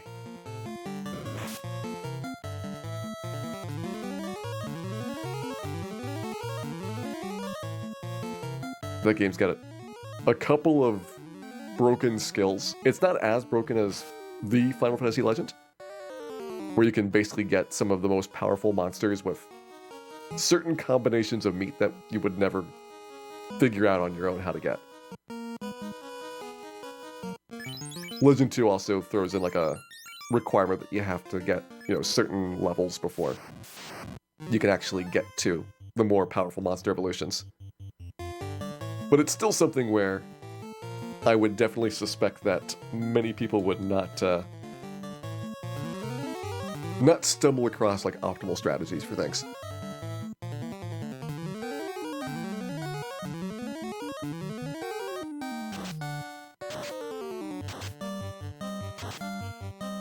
Dan Stem, that's okay, because the Mazmune's gonna do some work.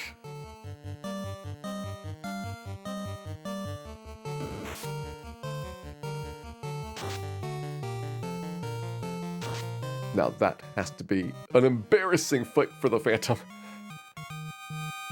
Can't even hit an immobile and extremely flammable target. I have no idea how Dan does that, but I guess every once in a while he fails to fail in spectacular fashion.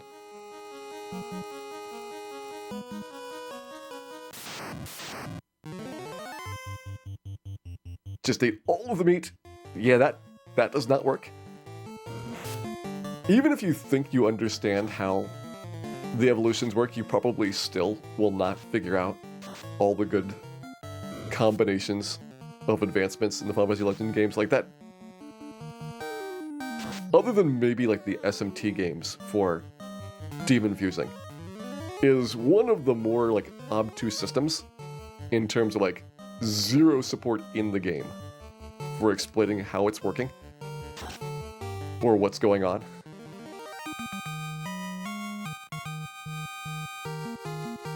Yeah, definitely if you got like a guide, Halborski, that completely changes how the monster classes work. Robots are pretty straightforward. Humans are very straightforward, but they also kind of suck. And the Espers, they're very RNG based. So if you get lucky, you might have a good time with them for a while, and then at the very end of the game, they kind of fall off in power because you stop getting new skills picked up. But early game is all about, like, did you get the lucky drop from the bosses or other powerful monsters to get skills earlier than you should?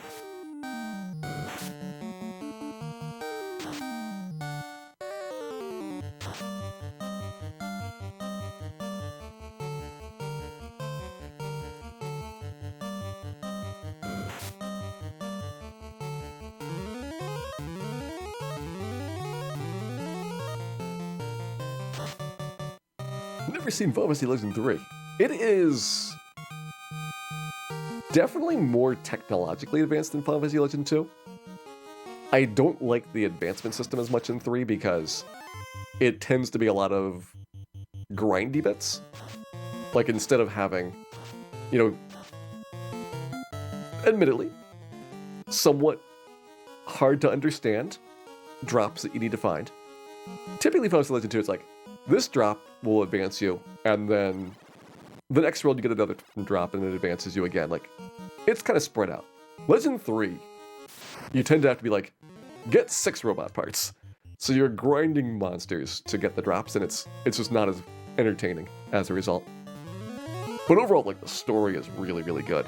And the game mechanics, you will definitely see the inspiration from, like, Mystic Quest in terms of, like, how movement works and all that, so there's some interesting stuff. The only thing that is really weirdly missing from Legend 3 that I have no idea why they took it out, you can't reorder your party members, which Legend 2, it's just like the same as Final Fantasy. You got a little select screen, you move people around and then you're good. And 3 just like, it's like, yeah, we didn't need that.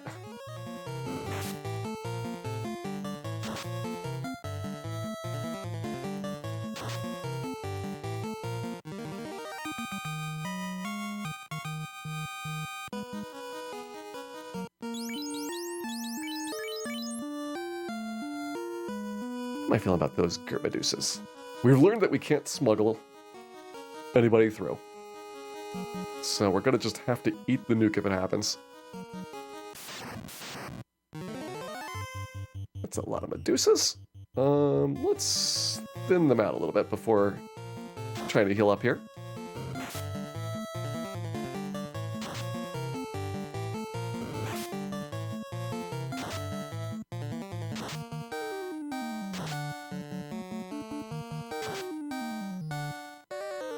you got the multi-tap to play Secret Mana. Playing Secret Mana when it came out, I always thought it'd be really cool to have, you know, the multiplayer features.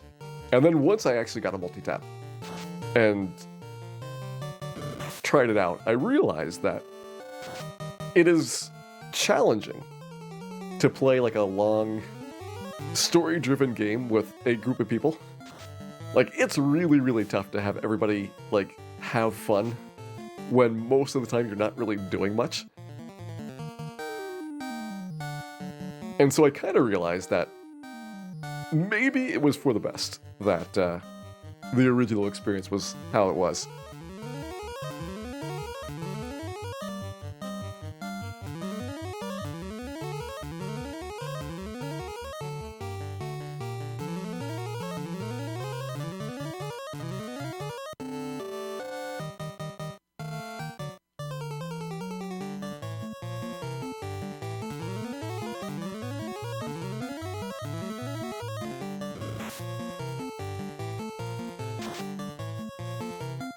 Yeah, getting stuck on walls was the classic thing for most multiplayer games of that era, especially like Gauntlet. That was just cruel. You got a character that was fast, like the elf, and somebody else had a character that was really slow, like the barbarian. It was entertaining until it started provoking fights.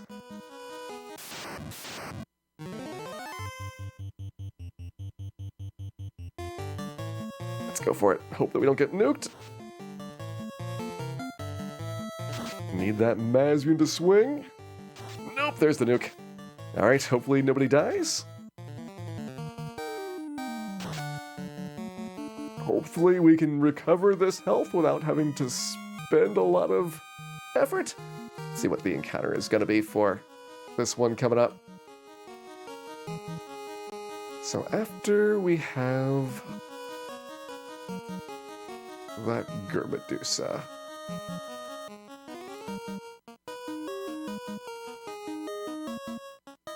It is our giant Agama, so I need to have a little bit of a buffer for getting this back. Means we probably should plan on burning some of these cures here. Is 88 enough health? As long as they don't get hit in like the very start of the fight, I think that'll be okay.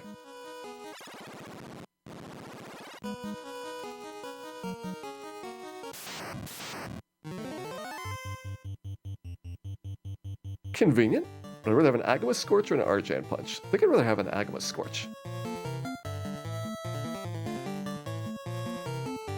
We're about to have the world's strangest and healthiest Agama grind ever.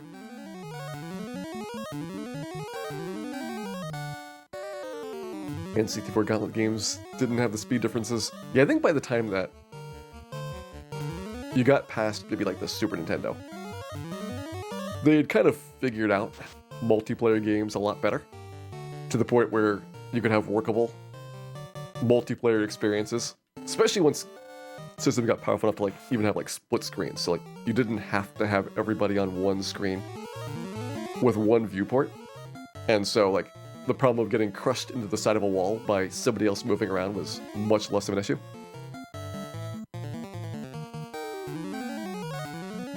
But certainly on those early games, it was such a common problem of virtually every multiplayer game that I can think of, other than Swords and Serpents, which, cleverly, mostly had fake walls. Also, the multiplayer was kind of fake in that game.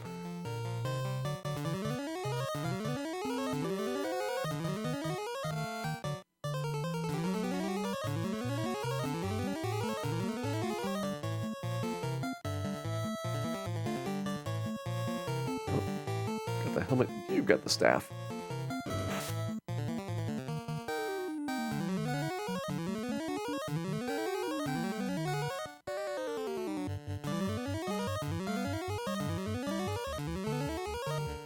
Just hoping the Agama does not eat my ribbon. I wouldn't be surprised if it happened.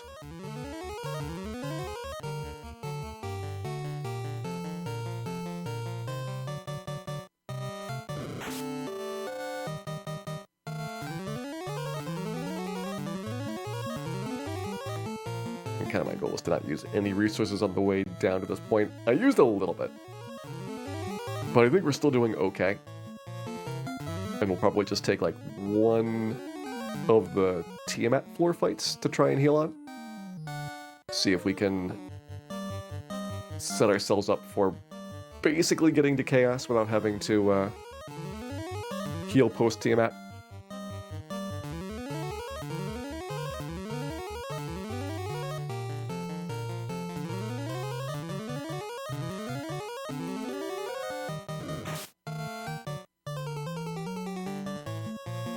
Expected to do this? Yeah, pretty much. I was really surprised that we got a nucleus lich on the first trip down. I was 100% thinking that we'd have to do this for both trips. But it's doable.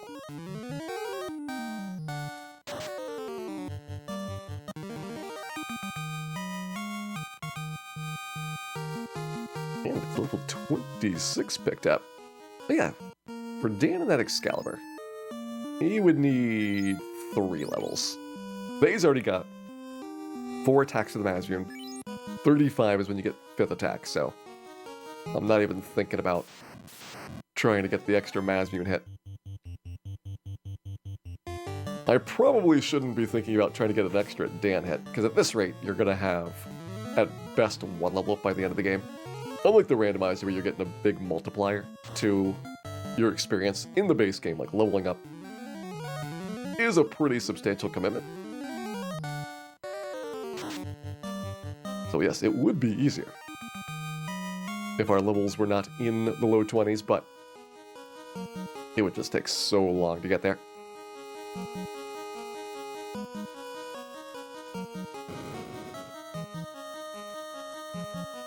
Yeah, now it's time to say goodbye to our trusty heal helmet. You've been such a friend, heal helmet. But I think View needs that pro cape coming up.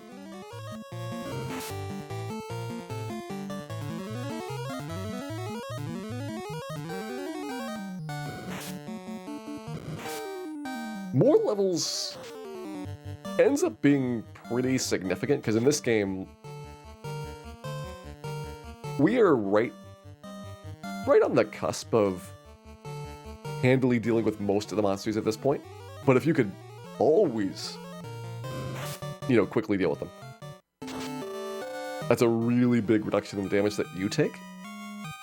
You dodge more often, you get hit by the status elements, you get less of the strong spell attacks and more of the half damage ones. Like, it's pretty noticeable sometimes what like 2 or 3 levels can make. Get rid of View's helmet. Yeah. Commit it. Taking the cape.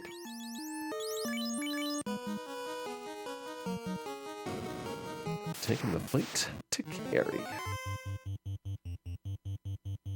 That's right, you don't have a helmet anymore.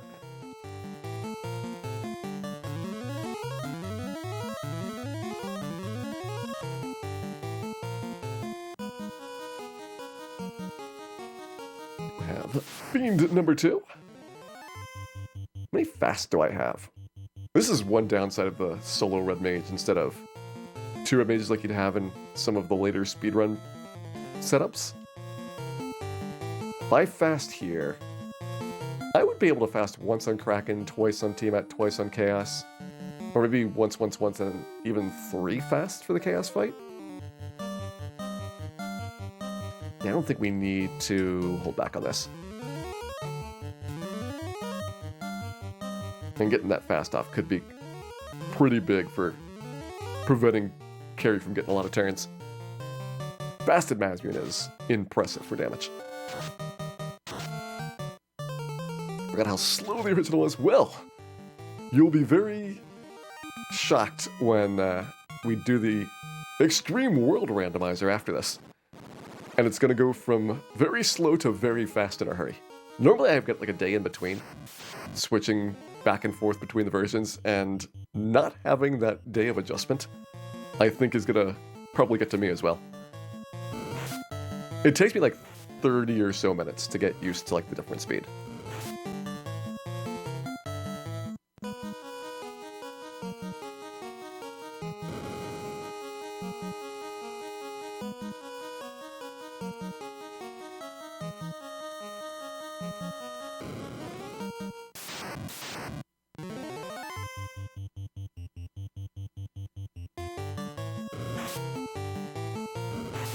That's a pretty big lobster buffet.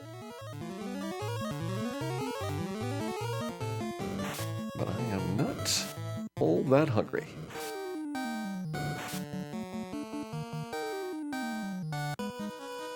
Does it take a while to get used to the inputs? The input rhythm is mostly about the shops, and since you don't have that in the randomizer, because you could just buy stacks of items instead of repeatedly buying the items over and over again, it is a little bit different in terms of what you need to acclimate.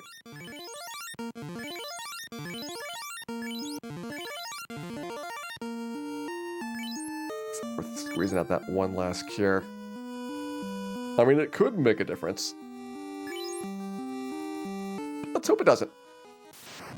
It is time for this party to get cracking. It's a good defense sword start. That is not a good punch. Getting some really bad turn order and some really bad move selection by Kraken there. Faye is kind of important to keep alive here. And I'm debating whether a Cure 2 is going to help. I'm going to say rolling the dice. Odds of Faye getting hit again for more than 260 damage is very low.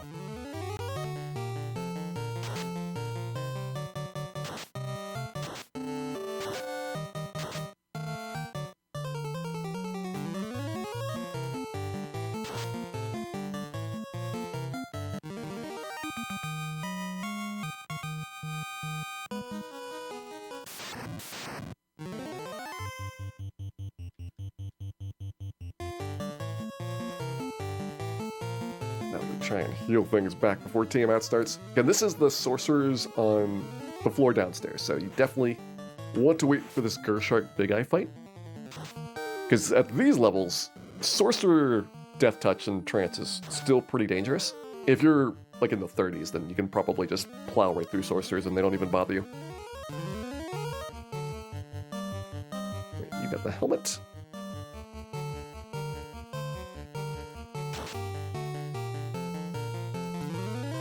The guy's so adorable.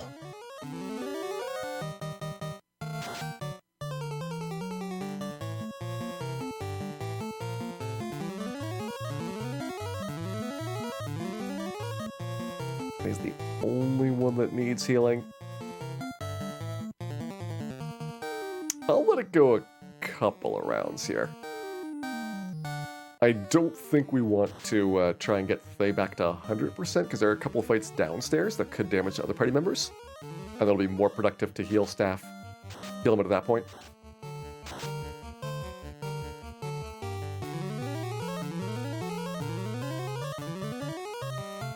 You want a homebrew Final Fantasy campaign? I mean, that's basically what the game is. Let's be honest. It is somebody's Final Fantasy campaign that accidentally got published by a video game company. And they have no legal liability as to where these ideas may have come from.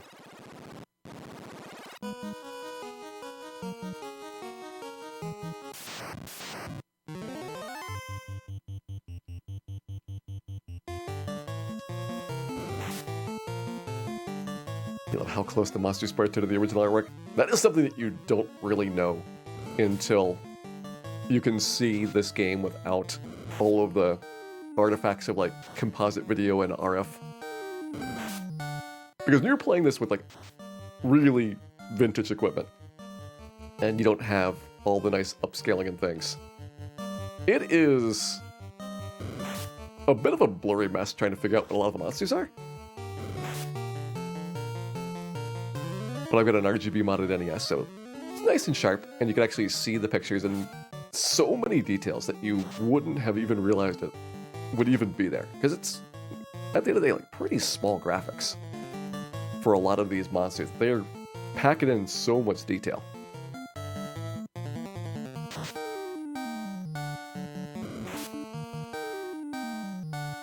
Did I mod the NES myself? I'm trying to remember if I did this one. I don't think I did this one that I'm playing on right now. I've done probably like 4 or 5, and then there was more requests for modding that I could keep up with, so I started just outsourcing it. And I think the one that I'm playing on right now is one of the ones that was outsourced. It's not a super hard process, but you need the appropriate tools to make it less than excruciatingly painful. Trying to mod an NES with bad tools is not something that I would recommend.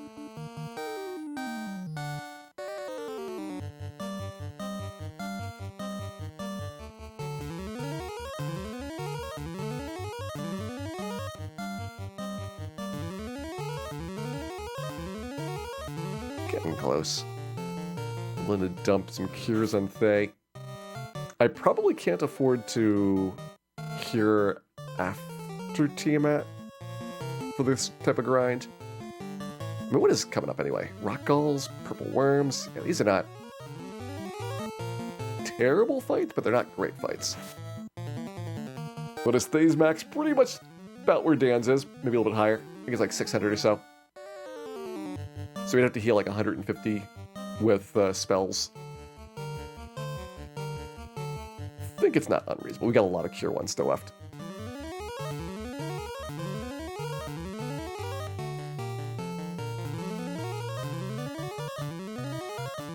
Just ordered an RG modded NES. Nice, Coach Day.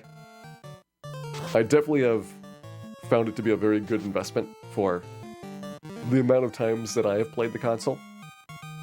It is something that there are many other ways at this point in order to get high quality output out of consoles of these vintages, so it's not as essential as it used to be, but it's still really nice to have.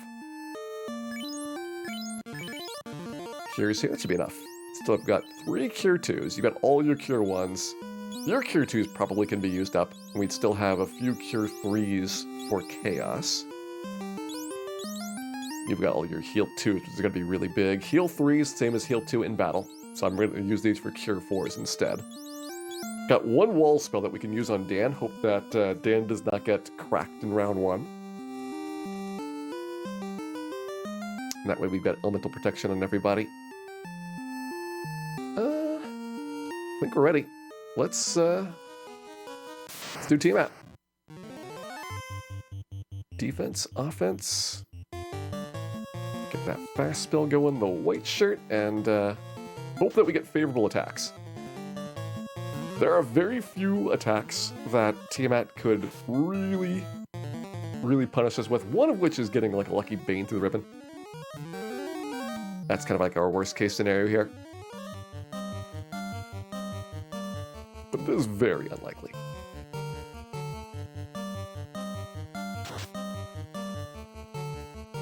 I mean, it starts more consistently with a Game Genie, probably because of the lockout chip. Natty, that is very commonly a sign that your lockout chip is either faulty or that your games are just really dirty. And so the lockout chip was not able to communicate with the cartridge. Because one of the things that a Game Genie does is it bypasses a lot of the on-cartridge lockout system. Which is how it can play games that it's not supposed to have.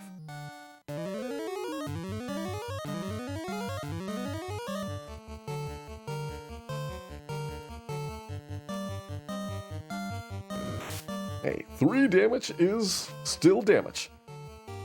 And sometimes it's exactly the damage that you need.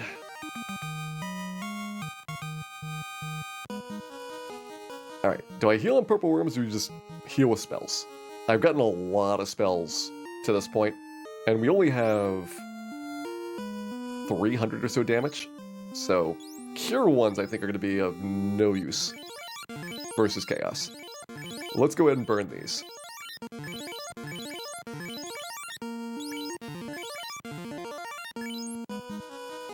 And let's go down to what is hopefully the final battle of our challenge. Our 4 Light Warriors, having vanquished the 4 Fiends. We're now 2. The fight with chaos. Let's go. Dan, going defense sword. Max is going wall here. Good, we did not get cracked in round 1, so Dan will have elemental protection for the earth-based instant death.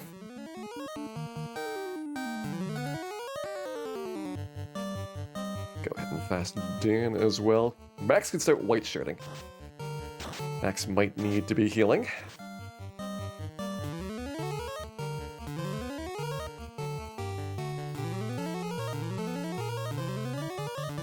I feel like we've gotten a soft enough start. This is a really good opening.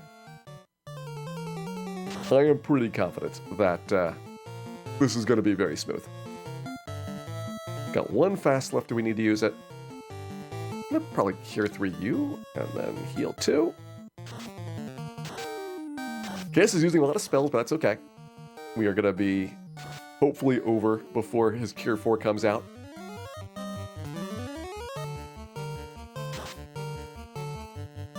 In fact, we are done. 7 hours, 44 minutes, and 55 seconds.